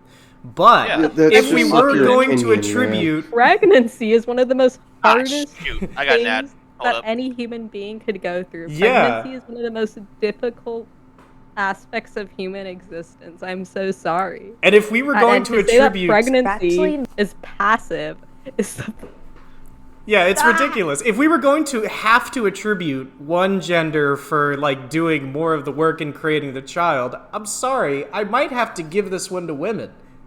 Yeah, I gotta give this one to women. You kind We of put push- a little bit more we work than push. men do. the baby out of our vagina, and it gets so big. We push it out. That's It's just the- a passive like, process, Myra. Oh our yeah, that's organs just a are passive. rearranged. Our organs are rearranged. They're passively rearranged. It's very, it's a very, Time where we it's have, a by very the way, peaceful process. It's so easy. It's Just letting kind it of cook happens. in there. The real difficult part Letting it simmer. is getting someone pregnant. That's where all the work goes in. Well, you see, This you, is you gotta crazy. chase the women first and pin them down. Oh, Oh god, this is getting too dark. Okay. this is Where just. we at, by the way? We are at 7:43. But yeah, that was just wow. Thank Let's you keep so much, going. Myra. Can I just say thank you for bringing this? It gets to my better. It attention. gets better. Oh, it keep gets going. better. Great. Okay. I'm Okay, playing. good. Clicking play. Mirrored in art from basically the beginning of art history through to the 19th century. Men actively made beautiful art, and women were largely the inspiration and subject matter of that beautiful art. From Helen of Troy to I'm getting an Beatrice advertisement. and Emma Hart. Oh. Just Yeah. let us know whenever it's done. Subject matter. Okay, I'm back. All right, nice. I'm was gonna fast. take us to 7:54. The inspiration and subject matter of that beautiful art. From Helen of Troy to Beatrice and Emma Hart. And walk into any museum, even today, a lot of what's up on the walls are women. In fact, think of the Virgin Mary, who is the most depicted woman in art, and next to her son Jesus Christ, is probably the most depicted person, period. But this is women's natural role. It's as the muse, as the depicted. We all know who put in the real work when it came to creating Jesus. It was God. Yeah. Mary, Yeah. she just kind of passively. yeah, she just. It was very passive for her. I'm never gonna And forget. also- it. I'm what's- still dirty listening to that. It's also interesting thinking of art and art as just like high art, because again, we're thinking like, what were women doing in society at this time? What were the social and economic realities of women's life? It was creating lace, it was creating quilts, knitting, sewing, making clothes, embroidering, weaving, Yeah. art making processes. But these sorts of things that women did were crafts. They weren't art. They're crafts. And commodities even. So I just think this is another thing that I guess Linda Nochlin in her essay wants to draw attention to. What is defined as art? What is defined as great art? And the fact that great art isn't something that's seen as being able to exist in a domestic space might have a little to do with misogyny. Maybe. Anyway, yeah, maybe. Wait a and minute. as the I just can't hear realized. you over her yapping. I'm sorry. I just realized she's not actually in a cathedral. That's a green screen. That is Oh, a green no. light. What a fraud. She's a faker and a I can't fraud. believe receiver. And it takes both men and women in their respective roles for this generative dynamic to work. As Kenneth Clark points out in Generative? his great Like to generate, like to create art. Men being the I don't- active ones, and then women being the participants. Generative, like That's- generation? No, This to feels kind generate of art. like- this is gonna I- be like, this might be a stretch, but this feels kind of like rapey. Like, Oh Yeah. yeah, women are the recipients, women are the receivers, definitely. women are the objects well, by too. Yeah. which men Her depict sociopathic and eyes portray are creeping me and out. choose to, I like, can't look at her. impose their artistic vision upon. See how Helen of Troy was sexualized. See how Eve was treated by artists. I went to the Getty with my boyfriend um, about a week ago, and we looked at this medieval manuscript, and the medieval manuscript was entitled like, oh, the four sins of woman, and it was like vileness, Oh. evil, wrath, cruelty, right? They were all illuminated. And so the idea of men embodying greatness through depicting woman is kind of scary, because Yeah. that gives men the soul and enduring agency to determine how women are to be portrayed. This gives men control over the narrative of womanhood. And that's not okay. And that has not been okay throughout history, because there are many beautiful works of art that also portray women as antagonistic, as sexually lascivious, as submitting to the man, as these stereotypes, as things that enable and continue the subjugation of women in society. So, is that great? Can we think a little critically about what it means for saying that it's okay for women to be passive recipients of art and within sex? Because that's very disturbing too. That's Yeah. What do very you mean the disturbing. man takes the active role? What do you does mean by that say that? about the woman's agency and consent?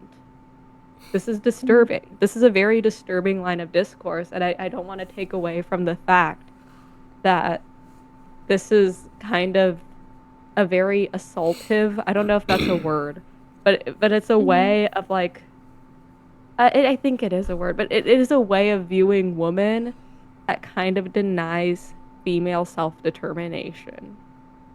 And that could lead down a very, very dark road. And with many male artists, like many great male artists, it did lead down a very dark road. Like David Riviera, he abused Frida Kahlo. Deeply abused her. Many of these male artists were abusers. So it's just, is this an innate creative vision, or is this the perpetuation of patriarchy, of politics? Because all art is political. Not all great art is deemed great because it's just beautiful and it's just innately this and that. A lot of art is deemed great because there's this political imperative for people to see this art as great. Like, like the Manifest Destiny painting. That art was viewed as a beautiful, great work of art showing America's imperialism and America conquering indigenous land. But why was it so lauded? Because it helped sell the idea of westward colonization. So just again, put your thinking caps on. I mean, This is what she's saying has a lot of meat to it, actually, but in a direction that's a little scary and a little scary. Myra, I do have a question though. Is it? Oh, wait. Save ever- that question. Sorry, because we got to edit this part out. I'm getting an ad. Sorry. Just be 1 second. Actually, what's the ad? Is the ad funny? No, Because if it's funny, we could leave it in. Episode. it's not funny. Okay. Go ahead. So the question is there ever a context where it'd be okay for a man to look up to his women as like a goddess of some sort? Like every mean- context. I mean, it's that kind of art, like art made, like there's a lot of male artists who are like portraying their lovers or their wives as like goddesses or as historical figures, as like goddess-like, and I think that's sweet. It's sweet. It's not all Okay. female representation is bad. It's just some of it, like especially for example, what I was talking about, the medieval manuscript portrayals of evilness, of vileness and evil, and all of them are women. Like those, With passion, kindness. yeah, and like there's a lot of art that depicts. I apologize if this is triggering, so I'm just gonna say essay. and that makes light of it or romanticize it or deems it as this intimate and beautiful thing. It just, you have to look at the painting and you have to think. You have to think about it and see Yeah. what am I getting from this? What am I getting from this? So, it depends. It depends. It's not like anytime a man paints a woman, it's bad. It's like, no. It just depends. But that the fact that it depends is a nuance that she is not acknowledging, and that's the problem. Yeah. Damn it. I thought I had one. All right, well, let's carry on. Of his Civilization series, he says, it's a curious fact that the male religions have produced very little religious imagery. In There are series, he male says, religions? it's a curious fact that the male religions have produced very little religious imagery. In most cases, have positively forbidden it. Should we let this continue, or because I'm not quite sure what she's like, what that statement's saying? Male religions. Yeah, that for one is a bit confusing because, like, what, all of them? I think she's talking about maybe like the Christian faith. Like a lot of like religions emerged were like medieval. Like the Catholic Church was a male-dominated institution. Oh, right? is this like the view that like the correct religions are like male religions and then women religions are like witchcraft and paganry? I don't think that's quite what he's saying. He's saying that basically like if a religion if there were to be a religion that was entirely male, because like we have the Christian faith, it's a male dominated religion, but it's not a male religion because you have the Virgin Mary. You have these central female figures within the religion. But he's saying like if there was a religion that was entirely all male, there would be no great imagery because the best art would invoke this female principle of creation. The best art would have like, the Virgin Mary, right? This female principle. So she's kind of just strengthening her argument that women should be like the subjects of art rather than the creators of art. Interesting. Okay, yeah. Thank you for clearing that up. That great religious art of the world in every country is deeply involved with the female principle. And that is because the female principle inspires love, which is a great, if not the greatest driver of beauty. Whether that be a romantic love or a mother's art of the world in every... I don't think it's the principle is love. I think the principle is like birth. Shouldn't love come from anywhere? Country is deeply involved. I think we should just keep going so she could elaborate a bit. Oh, okay. Involved with the female principle. Rewind it for me. And Did I do that is for because anyone the else? female principle inspires love. Here, I've just paused. I'm at 902. Everyone's at 902, right? Yeah, let me check. In Civilization, Kenneth Clark, he says that like the Virgin Mary, she has the qualities of warmth and love and approachability. I think this is a direct quote. And that this is, this is what everyone recognizes in her. This is what brings this humanity and this tenderness to religion. However, he later describes this in total as the female principle of creation. And I think that's what he actually means here, not just love, but, creating life, but creating, Yeah. contributing to society. So there's a sense in which, women are creators and not just recipients. Yeah. Which so is I think there is a little if bit of not agency there too.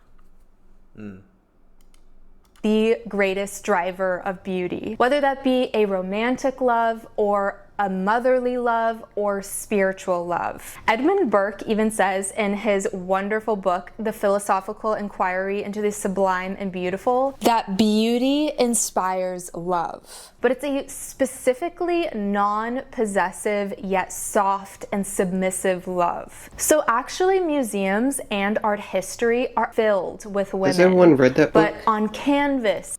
No, I haven't. I have not. Well, yes, but that was a long time ago. But anyway, what's kind of problematic again with Edmund Burke, he was like I think he was like an abolitionist, or at least he was against the slave trade. Maybe slavery itself he condoned, but I'm not sure.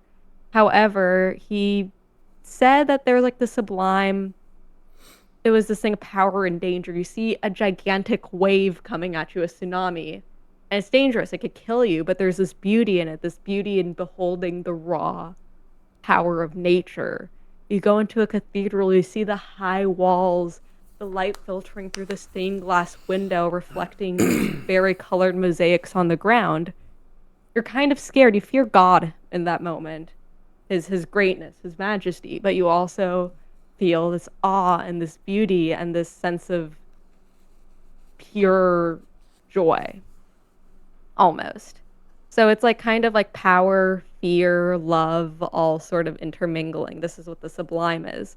And a lot of romanticist poets specifically very much delve into this feeling, try very hard to convey this feeling. However, Edmund Burke's idea of the sublime was very white. So there's the sublime, and then there is like the black sublime. He's associating blackness with the sublime in the sense that it represents danger, savagery, primalness, Oh boy. fear. He says that there's the terrible nature of darkness. And he says like he references like a Negro woman, so like a black woman, and he says that like viewing this woman would inflict upon you a great horror. He says that like the sublime can be found in things that are beautiful, but also things that are savage and threatening, associated with terror, as opposed to the beautiful sublime, which is like pleasure and delicacy and elegance. So he is, in a way, rationalizing the subjugation of black bodies. He's creating this aesthetic code that, deems things that are unique to white aesthetics as beautiful. And Edmund Burke is also very anti-Semitic, which is just like he always he wrote this. I don't know if it's an essay or a book, but he wrote Reflections on the Revolution in France, and he's like, "Oh, our country's being ruined by Jew brokers." It's like, okay, dude. Odds. Okay, Edmund. dude. Damn. Come on, man. But like, I love how she Can't do that, bud. But Reflections on the Revolution in France is one of the lodestars of like modern conservatism and modern like anti-revolutionary belief systems. Yeah, exactly. And so, he's Problematic. and he also wrote in a letter, not in a letter, I don't know if this was in the essay or the letter, but he said like, the Revolution Society are, and I quote, Indian delinquents who darken the air with their arrows. And he saw like away with words he was. And he saw like a sermon, and he said, "Oh, it resembled a procession of American savages." He compared leaders in France to marooned slaves suddenly broke loose from the house of bondage. This guy just doesn't stop. They just keep Wow. coming. Jesus. Did he ever run out of ideas? This is the most creative, well-worded racist I've ever heard. Such a beautiful writer. He Yeah, said so that is J.K. the Rowling. leaders of the French Revolution were akin to Jew brokers, and all they would bring is wretchedness and ruin. Damn. And Man, Joe's just and he can't get says a break. the next generation of the nobility, and I quote, the next generation of the nobility will resemble the artificers and the clowns and money jobbers, usurers, and Jews, who will always who will be always their fellows, sometimes their masters. My God. And everything he doesn't like is Jewish. He's one of those people. I just, what do you mean, beautiful essay? What do you mean, beautiful essay, woman? What do you mean Damn. by that? What does she mean by it? I can't Well. stop laughing. I'm so sorry. Could this Catholic woman be anti-Semitic? Who's to say? Well, let's find out. In stone, in poems, in prose, and even in architecture. Think about the great cathedrals of the world, as Kenneth beautiful. Clark says in that episode. They were built to be the Virgin's home on earth, and their layouts were actually literally modeled on her body, which I just think that is so incredible. What? How is What? that not? That's kind of Okay, disturbing. pause. That is the most Disturbing. interesting womanly body I have ever seen. That is a Yeah. last time I saw a giant cathedral, that's Amazing. exactly what And I so- thought. I was like, man, Such a that looks beautiful- exactly. Who keeps pressing play? Please stop it. Yeah. Every time I see a cathedral, I'm like, shaped just like a woman's body. Yes. Is that even true that they did that? Yeah. Oh. Yeah. Well, I keep mean, it's like, missing Huh. so much of this Um, video because it just isn't playing for me. Oh, it isn't? Oh, shoot. Yeah, no, it's not. Hmm. Huh. I know what's up with that. I don't know. Well, let me know Try if that when we again. unpause this, Uh-huh. could you let us know if it's playing? A way to honor it's not and like meant to. venerate. I just want to say that when she's talking about that, she's not meaning that it's supposed to be like the silhouette of the Virgin Mary. It's that there's like these little elements that kind of Oh, yeah, I know. I was you just could kind of see her making in. a joke. Yeah, it's Oh, just a okay. bad joke. Well, sort of. I wasn't may be sure. Ben. I may assumed be that she was stupid. trying to talk about, like, I don't know, the female reproductive system, but then Yes. again, it's still the most fucked up depiction I've ever seen. Some people say that like parts of cathedrals are kind of akin to like her womb. Ah. Huh. I have fought Oh, Slaneshi interesting. monsters that looked less yonic than that. I'm not like the most Women. educated. And I think on it's this, fair but- to say Mm. that but like the there's a lot of scholarship on that I probably don't know about. That's okay.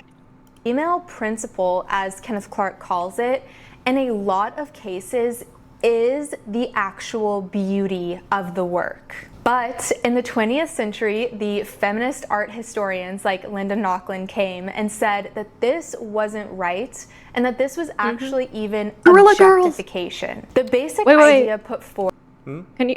I went to the Gorilla Girls exhibit at the Getty just 1 week ago. These are the Gorilla Girls. I'm a fan. I also have like some problems because like the Gorilla Girls, they wore the gorilla mask, and some people who are like black were like, "Hey, I don't feel comfortable wearing this mask as a black woman." They're kind of like whatever. But the broad point of the Gorilla Girls is beautiful. If you live in Los Angeles, go to the Gorilla Girls archive at the Getty Research Institute.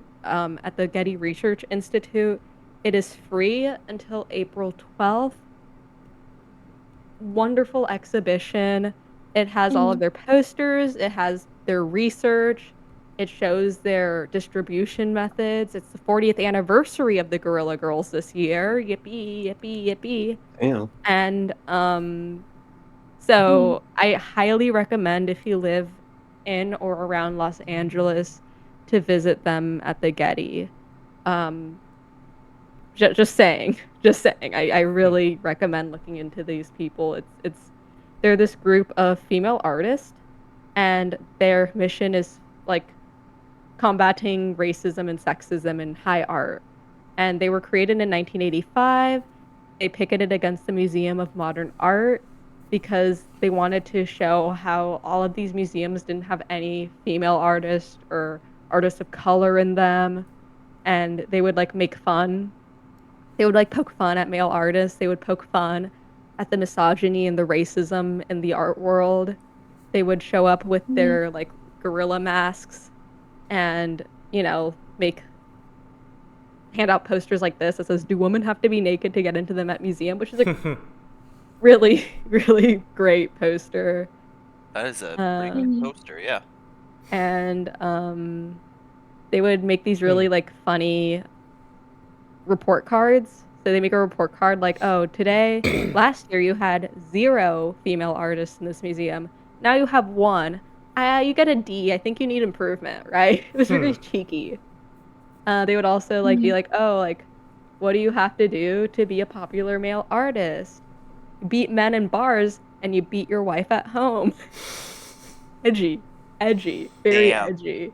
To kind of poke fun at the fact that a lot of popular male artists at the time were in fact abusers. Yeah. And there was a kind of romanticism assigned to them being abusive. Look at you. And then they also made this fun poster that I love called "The Advantages of Being a Woman Artist." And one of them is not having to be in shows with men, not having to choke on big cigars or paint in Italian suits, not being stuck in a tenured teaching position, being reassured that whatever kind of art you make, it will be labeled feminine, knowing your career might pick up after you turn 80, and not having to go the embarrassment of being called a genius, and having more time to work when your mate dumps you for someone younger. That's pretty good. It's very funny. I like the gorilla masks. They're cool. Yeah, it's Yeah, what so kind they're hilarious. Yeah, you heard it here Please. first, people. Go check them out. Yeah, please check If them I'm out. ever in Please LA, visit I the will. exhibit. There should be a virtual exhibit on YouTube. I don't know if it's there, but if I find it, I'll put it in the description. I might even post. I went there, and I'll post a picture of me writing on the wall, "Fuck ice." I had a great time doing that because they had this gigantic chalkboard, and you could just write inflammatory statements on it. Because that was like the goal of that was part of the exhibit, was a gigantic chalkboard written with like curse words and stuff. Nice. And people just venting. Do people ever That's get great like art. spiteful and cross out other people's stuff if they don't like it? Yeah, and that's what makes it fun. And then That's you the have to like joy of it. rewrite it and cross out what they're saying. Oh, that seems awesome. Yeah, that's like, that is in itself is art. Them doing this experiment where we all write stuff to piss each other off on a giant chalkboard.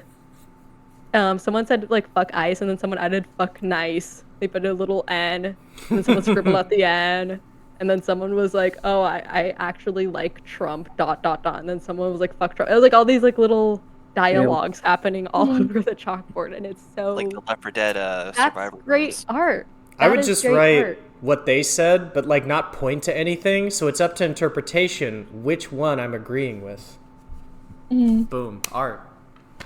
Reminds me of what I found at a bathroom stall in a college once. Donald Trump sucks rectal fluid through a bendy straw. Someone wrote that. That's Yep. very Great. In creative a of them. public college bathroom stall. People are Fun. so Dude, creative. that is doing things like this is good art. It's great art. It's Yeah. I don't think she'll ever acknowledge that because you could see where she's coming from. But the Gorilla Girls, that poster is a great work of art. I'm sorry. That is It a good work of It art. is. It's Yeah. really, it's awesome. I love them. Anyway, Yeah, we speaking can of that continue. I work went on of a whole art, tangent. Spizard, you might have Yeah. to do some blurring in the edit, but yeah, let's move forth. Fourth was that there Oh were no, no don't great censor that. It's just some side boob. There's no nipples. Yeah. It's fine. You And know that's a how painless- It's a YouTube painting. is. Same thing. No, I know. I'm It's just a- worried about YouTube. They don't. It's a painting. Okay. They If don't you feel safe about count. it, all right. women artists I've been because starting the to see male system nipples of being art censored. purposely excluded them. Women couldn't easily join academies like the Royal Academy. They were limited in access to nude models or apprenticeship opportunities, and they basically just weren't fostered from a young age like their male counterparts. And Nochlin goes on to attempt to downplay the idea now I got an of ad. Yeah, me too. That's all right. Just I got an ad too. let me know when you Ad- guys are all. Oh, I didn't get an ad. How It's an nice. adpocalypse.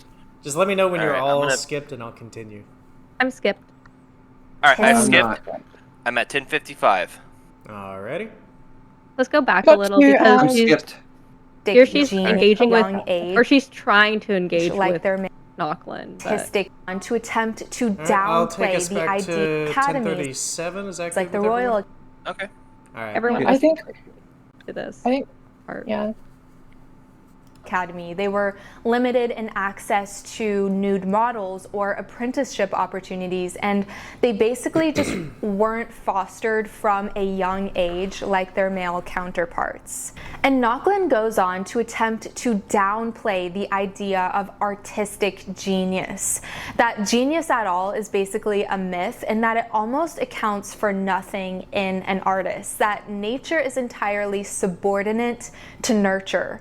She says, it seems probable that the answer as to why there have been no great women artists lies not in the nature of individual genius or the lack of it, but in the nature of given social institutions and what they forbid or encourage in various classes or groups of individuals. And she also says that this is maybe the reason there are more great.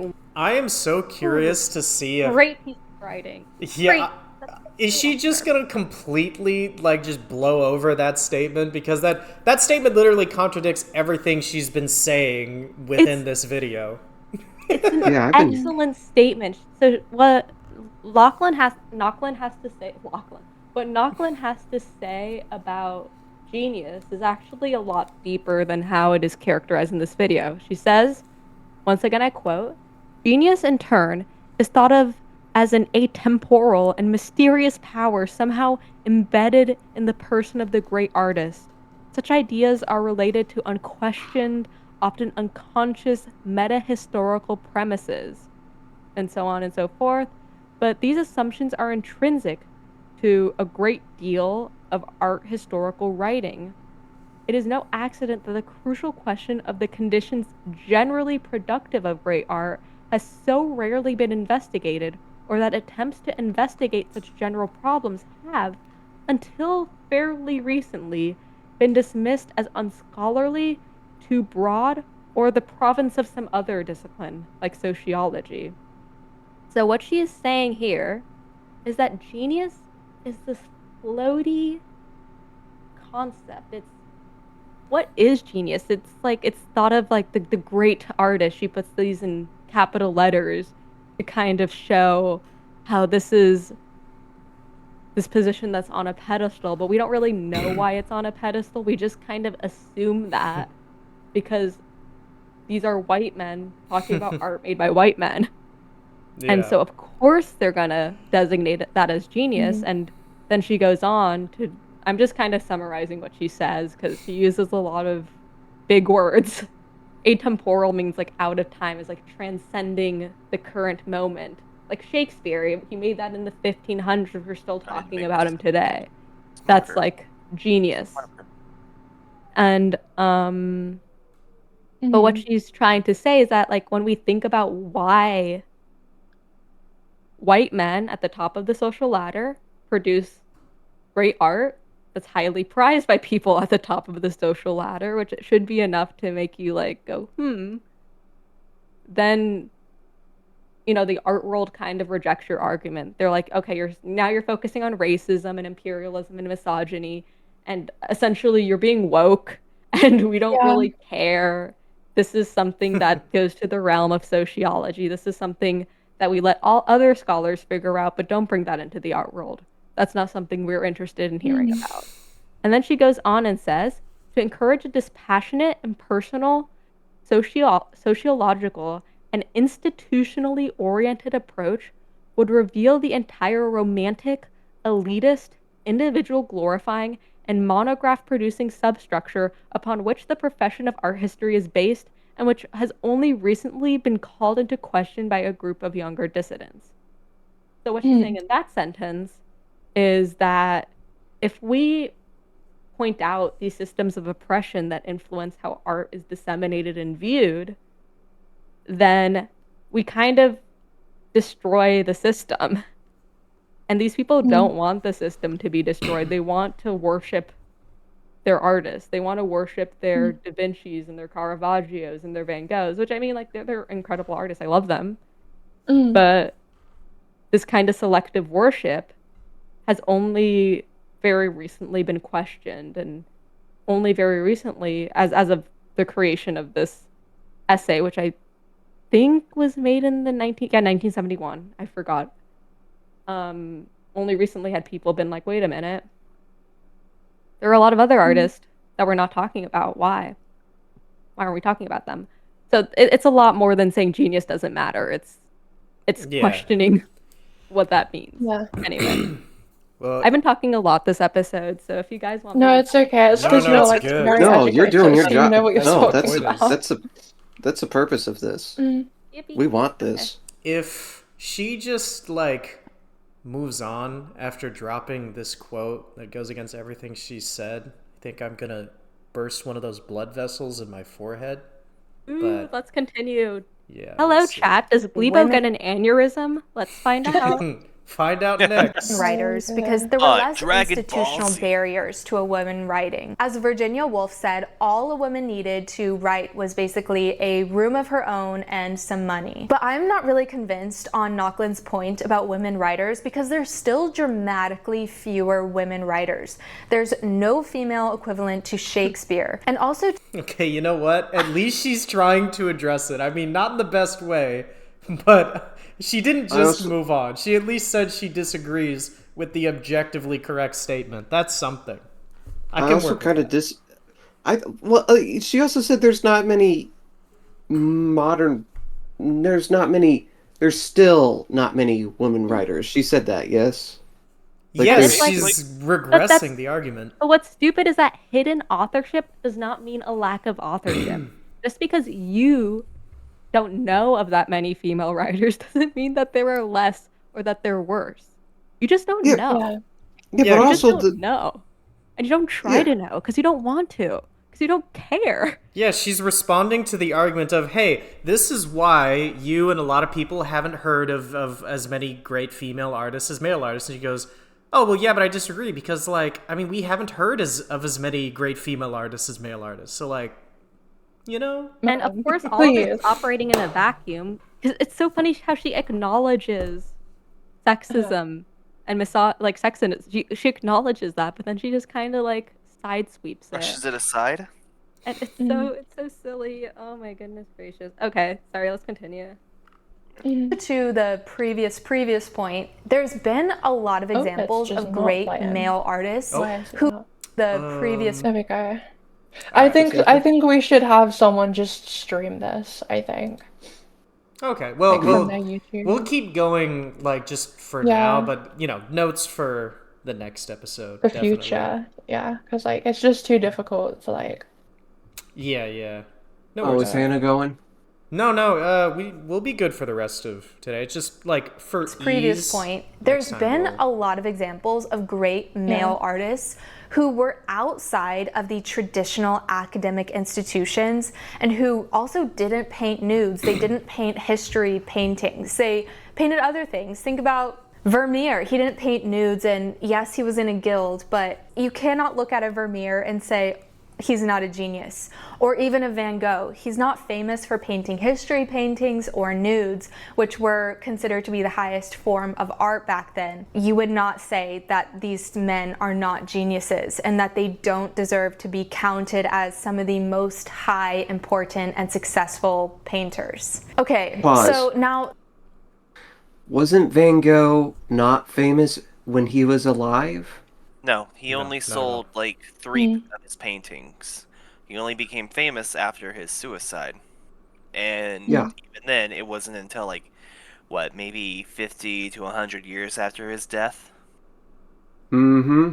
So, I don't know about the not- other artists she labeled. This is going to be a hot take for me as an artist. While I enjoy Van Gogh's paintings, like I really love his chaotic style, I do not consider him a genius. he was insane, but I don't I consider him love Van genius. Gogh. I'm wearing Van I Gogh love him. earrings right now, so I'm Like I gonna said, have to I fight love you. his art, but I did not consider him a genius. I don't know. I don't think so either. I think he was Mm. tortured. Yeah. Tortured, and he made beauty out of it in a way that's absolutely fascinating, and it's tragic too, and the tragedy is part of the appeal. Mm. I actually took my boyfriend. I'm talking about the Getty again. We went to see Sunflowers by Van Gogh, and I took him to see Mhm. it. And he's like, "This reminds me of Smiling Friends." I don't know what reminded him of Smiling Friends, but like, This Oh guy my is just God, like of a course. well of great This quotes. guy. I love him. I love him. This is really like Smiling Friends. This Wow. reminds I me. can No, he hear didn't say him that to in Van his- Gogh. He said that to in my head. Picasso. He said that to Picasso at LACMA. To Van Okay. Gogh, that's what he said was Smiling Friends, because he saw a little character, a cubist guy, and he's like, "It's Smiling Friends." But when he saw Van Gogh Gogh, is he's like like, Smiling I was like, Friends. "Oh, did you like it?" He's like, "It's good. It's good. It's good." I really want some Dr. Pepper right Shout now. out, shout He's a out man to of- actually Andrew. He's a man of few Shout out words, to but him. We love him. significant ones. Oh, but also it's really a little funny. Another funny aside. One of the reasons that Van Gogh became popular was because of a woman, his sister-in-law. Mm. She Oh. worked tooth and nail to promote exhibitions of his art. She dedicated her life to publishing his letters and exhibiting his work. She Oh. is the architect of his reputation, a woman. Anyway, Well, I was Um, wondering, before we move on, I don't know if you were there for when she was like mentioning all these artists, be like, you could never deny that they're not geniuses by looking at their work. I was expecting you to mention the female artists we were looking at throughout these videos, being like, well, you could say the exact same thing about them, right? Like looking at any of these works of art, like how could she, when she's making this video, deny that the work isn't genius, exactly. by the same That's definition. a great point. It's a great point. It could be internal biases, but I've just a theory. A game theory. This essay was written in 1971, which at this point is over 53 years ago. And since then, society has undergone a profound think I've- shift and almost... Are you guys watching the video? Yeah. Here, let me. Oh my rewind. God. Oh my God. It's all right. We just have to struggle my forward just a God, little man. bit What the longer. hell? All right, I'm What going back the to hell? 1238. Tell me if it's Okay, playing. let me. in 19th It's not way, right. women are Okay, it just jumped to 12:51. What the Okay. hell is this? It's Smash Smash Patriarchy. Pretty Yeah. self-explanatory. All right, we'll go from here. no longer Yeah. shackled, as the feminists might say, to marriage or children. They can Sorry, I have to pause just because the intonation there was almost like, shackled, as the feminists might feminist say, they say crazy things. It's a Shackled. feminist. You know how they say shackled to marriage and children. Those dramatic Feminists women. say. Am I do what right? they want, and All right, many girls. women have taken up this new so-called liberation. So much so that So-called. now So Oh my wow. So-called liberation. Dude, right after the shackle thing now, this alleged liberation, heavy finger quotes. I just keep thinking, like, the way she keeps romanticizing, like, the depictions makes me wonder, like, how she would react if she were put in that same situation. Do you think she'd, like, welcome it with the same enthusiasm as she's been at with the whole video? Which position, which situation? So, like, the way she keeps acting, acting like the way, that it's good to be subservient to men. Do you think she's really like that? Or is it just like a Or- grift? I mean, Yeah, or is it just a Who grift? knows? yeah, who knows at this point? I- Either way, it's bad. Yeah. The thing about a lot of online grifters is that a lot of people try to determine, as if it's like an important thing, whether they actually believe what they're saying or if it's just for the grift. But the truth is, most I of the don't think time, it matters. yeah, for one, it doesn't matter. 'Cause, But like- also, most of the time, it's a blend of both. Like, they do have to believe this Yeah. stuff a little bit in order to justify to themselves, like, yeah, it's okay to tell, hundreds, thousands of people over the internet that this is the case. It's at least a little true, And- right? Also, of course, she has like a fashion store where she sells like $100 bracelets with little like cheap charms Oh, on she them. does? Of course. Yeah. So, mm, she has like a lot of amazing. overpriced Sorry. clothes.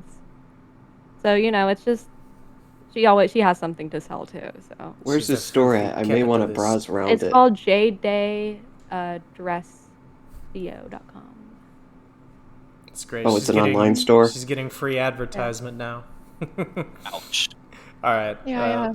Let's carry forth. So It's yeah, estimated like that 45%. if you're a conservative, spend all your money on it. It's not a waste. Spend your disposable income on her. Give her money. Yes. You don't need to buy Yes. food. And then complain about the economy. Buy your Of women hideous will- "Make America Beautiful Again" hat and wear that in public. Wait, does she actually have stuff like that? Because I believe it. Yeah, she does. Oh my god. What? Oh, I think I'm having that aneurysm now. Oh no. Jesus Guys, Christ. this may be the last official appearance of Blevo Daggins. If he doesn't make it through this, we will have a special funeral for him. Make America beautiful again. I will eject him from my starship. I see. All right, let's get this fucking video over with. will be single Can we and just watch this? childless by 2030. On top of being at liberty to do whatever they Wait, want, sorry, what was that women stat? by 2030. On top of what they want, and many women have taken up this new so-called liberation. So much so that now it's estimated that 45% of women Oh, why is it Single women paused? are expected to grow anywhere between 1.2% annually from 2018 to 2030. Compared that with about 0.8% for the overall U.S. population. But I'm sorry, wasn't she This really saying... proves your point. This really proves your point that men are better at art. Well, wait, didn't she This really- say this is really helping. 45%? That can't be. That doesn't. Can I rewind one more time? I know we're trying to get finished with it. Yeah, but I'm yeah, yeah. confused because the stat says one thing and then she's saying another. they want, and many women have taken up this new So-called so-called liberation. So much so that now it's estimated that 45% of women will be single and childless by 2030. Oh my god, it's playing and I can't. What the hell? Oh, I gotta do some math.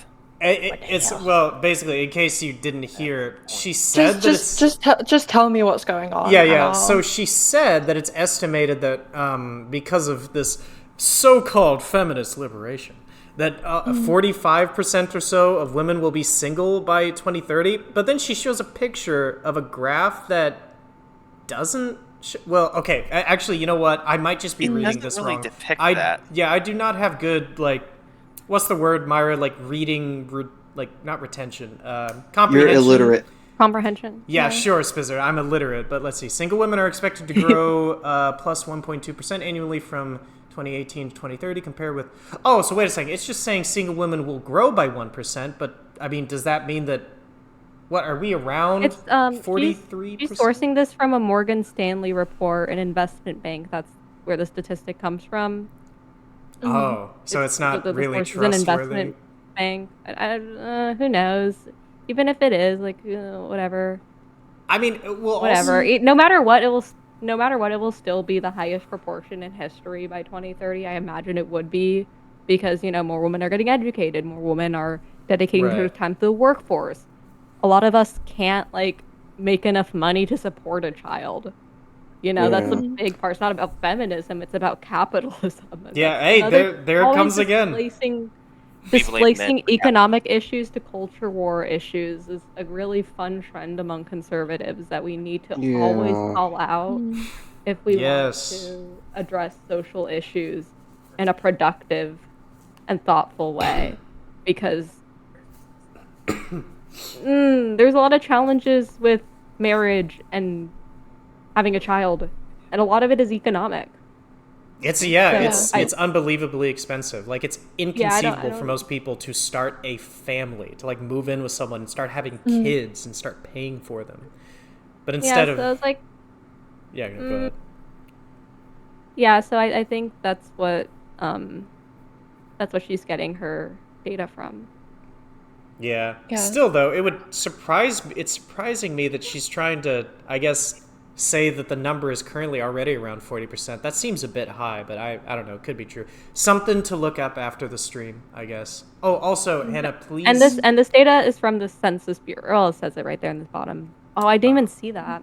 That's why I should wear my glasses at all times. It's a source Census Bureau Morgan Stanley research. So just something for you to look into. There's a lot of think pieces on it. Yep, and, everyone research this yourself. There's an article called Rise of the she economy. Oh. Like the economy, the she economy. It's on the Morgan Stanley website. I recommend you give it a read because it's of course like it's framing it in the context of what investors are going to be reacting, of how investors are going to be reacting and about like corporate stuff. But it's just like you're going to see this statistic a lot if you're in like manosphere spaces or in anti-feminist spaces. So it's just good to like engage with where it's coming from. Yeah. And why the study was like, why the forecast was made to begin with. Because a lot of it had to do with capitalism.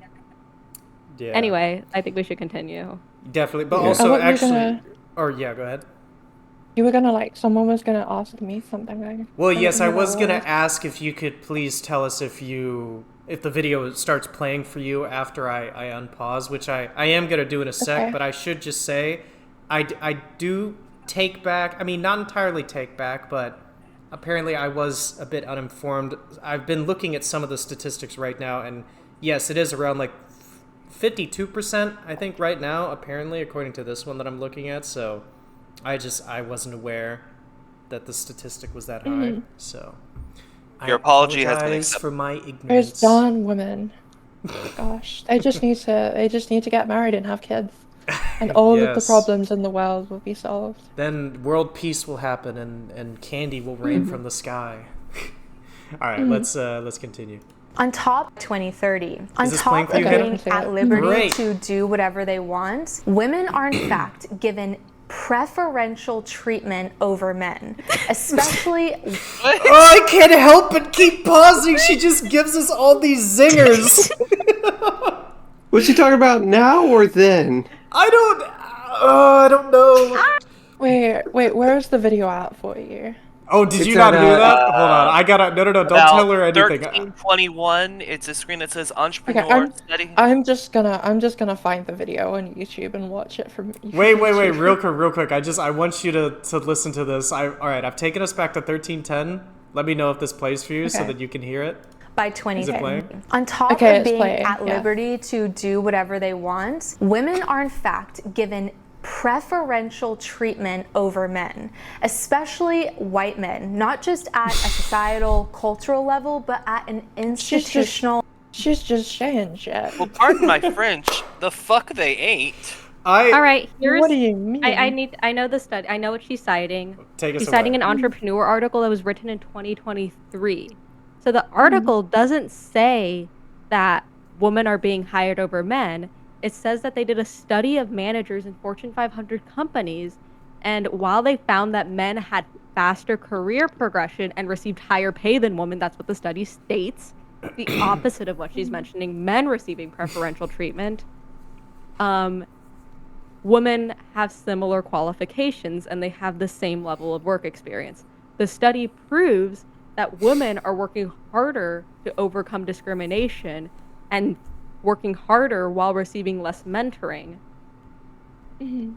all while men get that preferential treatment. If you actually read the article that she is citing, it disproves her entire point. Which everyone should go do. So the first study is the one where it's like men have faster career progression. The second study is of 138 executives. It finds that women had to work harder to overcome barriers. The third study shows that out of 1,000 MBA graduates, women face discrimination more often than men, and even when controlling for work experience, women earned less than men. So all of these studies prove at the very beginning of the article, the first 3 paragraphs of the article that she did not read. It says, and I quote right after those paragraphs, "It is clear that the glass ceiling exists and women face discrimination that hinders their advancement compared to men, despite having similar qualifications, skills, and experience." So then the study cited after that, they don't say that women are receiving preferential treatment. They say that women in leadership positions tend to trend as more profitable, more socially responsible, and provide safer and higher quality customer experiences. What the study is saying is that women might be better managers than men. That's what the study is saying. It's saying that when women are in positions of powers within these corporations, it's more profitable. The consumers are happier. There's better sales. There's more clients. And women, it's saying that women are more effective leaders. Lies, heresy. Inclusive. And it even goes on to say that women are better at multitasking, which is, I'm not good at multitasking, but I'm gonna take this word for it. I'm gonna take their word for it because it makes me feel happy. I'm not good at single tasking. And then it goes on to describe the different type of biases and the importance of gender equality and anti-discrimination measures. She did not read this article. There's no way. Then what even inspired her to use it as an example? I have to wonder. Because it makes women look of the bad. headline, because the headline says it's good business to hire women over men. So the expectation of the viewer who is not going to look this up is to think that the article is saying that there is some business practice where women are being hired over men and women just because they're women. It's like affirmative action. I am pro affirmative action, but like I was that's almost a whole other argument. I was almost gonna let like the initial part where she was like, now that women can do whatever they want, again, I was almost going to pause because that same intonation is there. But I was like, oh, well, we're close to the end. I've been pausing too much. Then she hit us with this, and it's just too much. It's so hard to like not yap about everything she says because it's just every other sentence is just a banger, just an absolute cinema. That's why this video is perfect for this. Yeah. All right. Hannah, let me know if I'll let you know. Works. Level as well. So our world is very, very different perhaps than 1971 when Nauckland was writing her essay, and we can practically look around and see how her hypothesis is working out. The conditions to foster great female artists are here. And not only that, but it's been... No, they aren't. What do you mean? Help. And even though they aren't, there are so many incredible female artists of the 21st century. Are you insane? I can go onto Twitter right now and find like 20. Last week, I went to What do you mean? I went to the Getty, I went to Hammer, I went to the Huntington, and I saw some really, really good art made by women. Okay. Yeah. And the incredible thing is that you need to go outside. You need to go outside. The conditions today, the conditions today aren't good for like any new aspiring artist to exist. Like that's such a ridiculous statement. It's like there's so many new great opportunities for great female artists. Like all artists are struggling like hell right now. Opportunities are worse than they've been in a long time. Like what are you talking about? Ugh.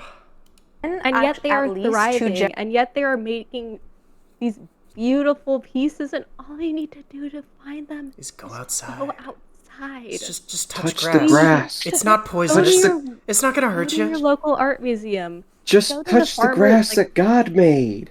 Yeah. If you have like a farmer's market, go there, and sometimes there'll be artists there selling what they have. There is great art all around you. Embrace that.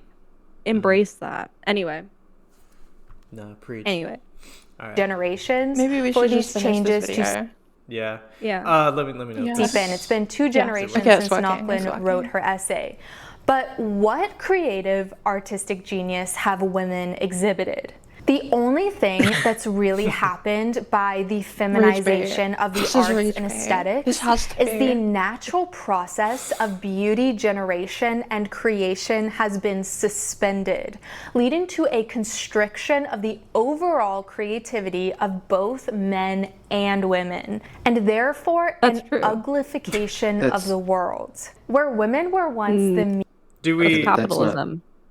Yeah. Capital- Yeah, that's She's just talking capitalism. about That's capitalism. She's talking nihilism. about- That's Efficiency and yeah. She's talking about late stage capitalism. She's not talking about. well, admittedly, I Like don't think gender it's just thing. capitalism. I also think there's a bit of nihilism and Yeah. Yeah. But Yeah. mostly capitalism, especially But, because yeah. late stage capitalism causes nihilism. Like in part, it encourages losing the ability to speak it a lot more. So it's But anyway, Because I feel space like is no longer a social necessity in this stage of capitalism. It is a commodity. It is something that is a site of inequality, surveillance, efficiency. You go to and from work. You make as much Yep. profit as possible. You go home. Everything is created to fulfill this endless profit model. Like all buildings are just assets for global capital flow. Yeah. They're not spaces for living and for enjoying art and for taking in the culture of where you are. It's that's why just they're so dead inside. yeah, it's just homogenization. me. We're minimizing costs. We're minimizing. Oh my god, it's happening to you get it too. I together. know We're we're so minimizing close. cost. We're minimizing risk.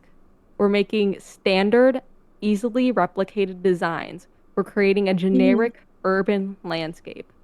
And that is the problem here, not men denying their intrinsic eye for art. It's even a disservice to these male artists because these guys worked hard and these were tortured people. These artists Yeah, it wasn't just endured intrinsic to them. so much. And they fought so much to make what they made. Anyway, continue. Muse, they're now the anti-muse. It was once love that created beauty, but that love between men Sorry. and women is really being drained. And I'm starting to actually think I wonder that why. men back I in the wonder 1700s, why. for example, when Edmund Burke were writing, not only were not oppressing women, but that they genuinely loved them. Like when you read Burke on beauty, How do we feel about that panel? What if I went insane? What if I went insane? I want to finish this. I want to be done with Please. this. I just- Very sorry. Okay. It's just I feel like just a we've funny already statement. like covered stuff Okay. that like disprove Yeah. my points right Yeah. here. Edmund Burke said that like the feminine beauty is weakness and timidity. He loved women. He loved his women so Yeah, he much. definitely Mary loved Woll- his women. There's Mary Wollstonecraft. She was an English writer and a philosopher. She's like the founder of feminism. She made this famous 1792 work called A Vindication of the Rights of Woman. And she challenges Edmund Burke. She's like, wait a minute. You don't love women. You don't think women are beautiful. You think they are objects. They are submissive. They are things you can control. And because you take pleasure in that control, because a woman's submission feeds and fuels your ego, that is why you find that beauty. You find beauty in weakness because you can control weakness, and the things that you find, like the things that are feminine that you find beautiful, they're only the things that you can control. Because if it's a woman who is untamed, who will fight against you, who will challenge you, who is not delicate, who is not shy, who is not timid, you get scared. You get scared. Because he thinks that the beautiful is female and that the sublime, the strength, the power, the terror is male. It's egocentric. It's a very egocentric way to view beauty. He doesn't love women. He's patronizing. He doesn't think women have souls. He thinks that we are these empty husks, these objects of beauty that you could project upon. That we don't have this interiority.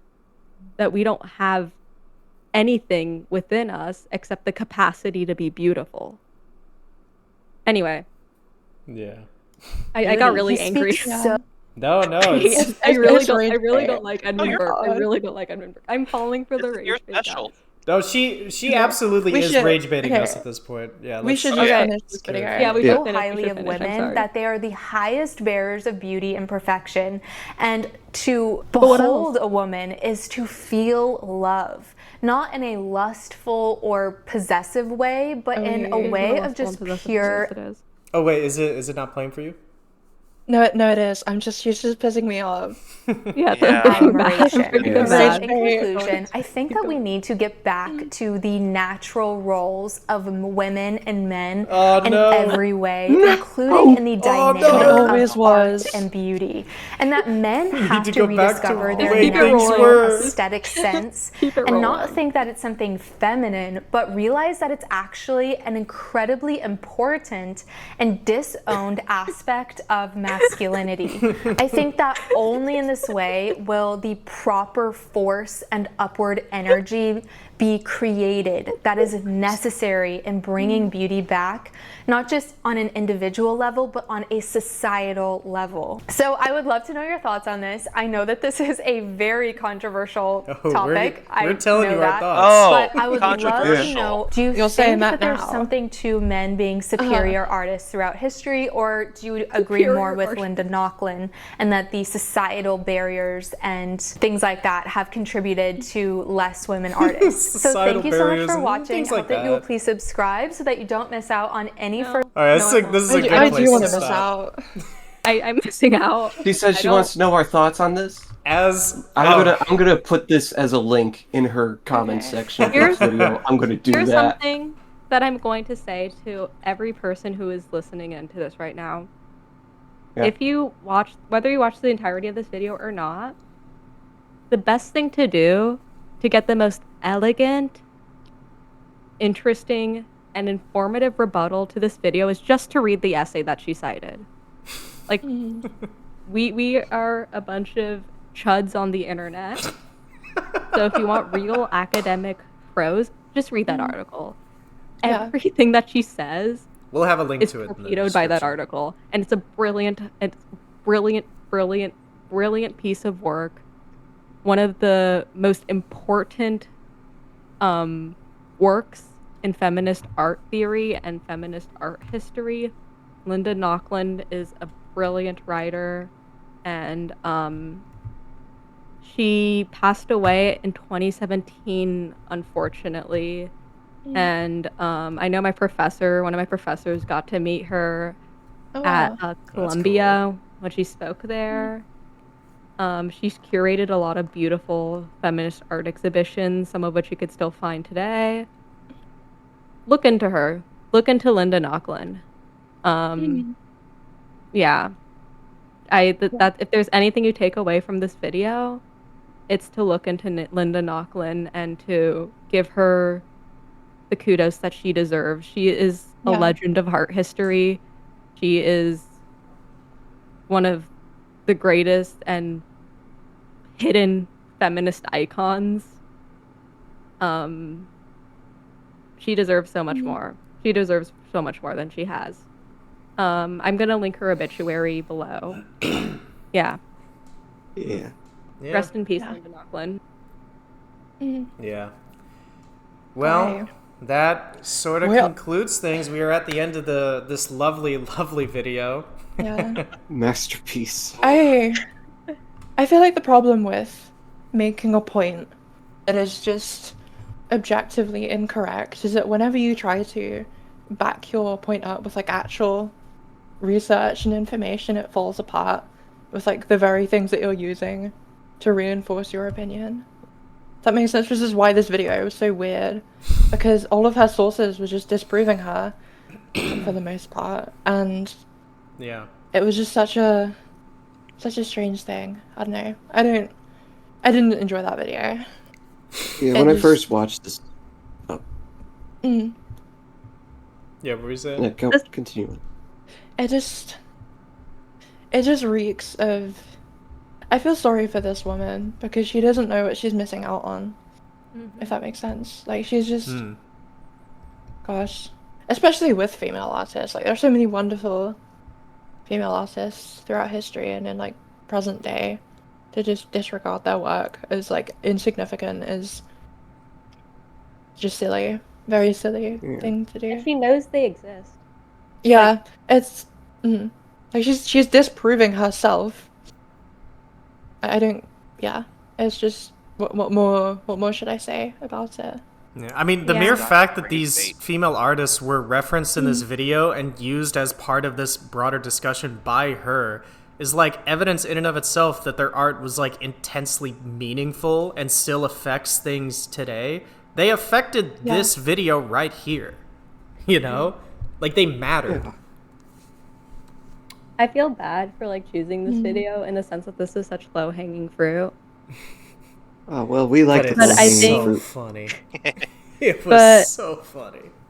It's funny, and also I think it's just it's good for us to kind of take a moment and stop and think about what parts of our culture do we not know about, what parts of our archives, our history, the things that contributed to everything that we see around us are erased from us. And we always have to put in that intellectual work into Yeah. reclaiming lost parts of our history. So, you know, it's just there's a little bit of meat Further in there. videos from the war on Ah, Yeah. started playing. That was very But scary. that's all I have to say. Yeah. Thank you guys for bearing with me, especially you, Hannah. I'm No, so no, sorry. it's I'm so okay. sorry. It's Thank you for okay. keeping us entertained and educating us on Yeah. You're very Yes. intelligent, and I love it. But It's thank great. you Now for it's playing bringing an us ad this for me. video. Yeah. This was. Oh, I take an gold ad. mine. I'll take this ad over Okay, her I'm gonna face. leave the. Well, should we say our goodbyes? Well, yeah. And this- is there Yeah, is let's do there that. it? Go ahead. Can I do the outro? Yeah, do it. Do it.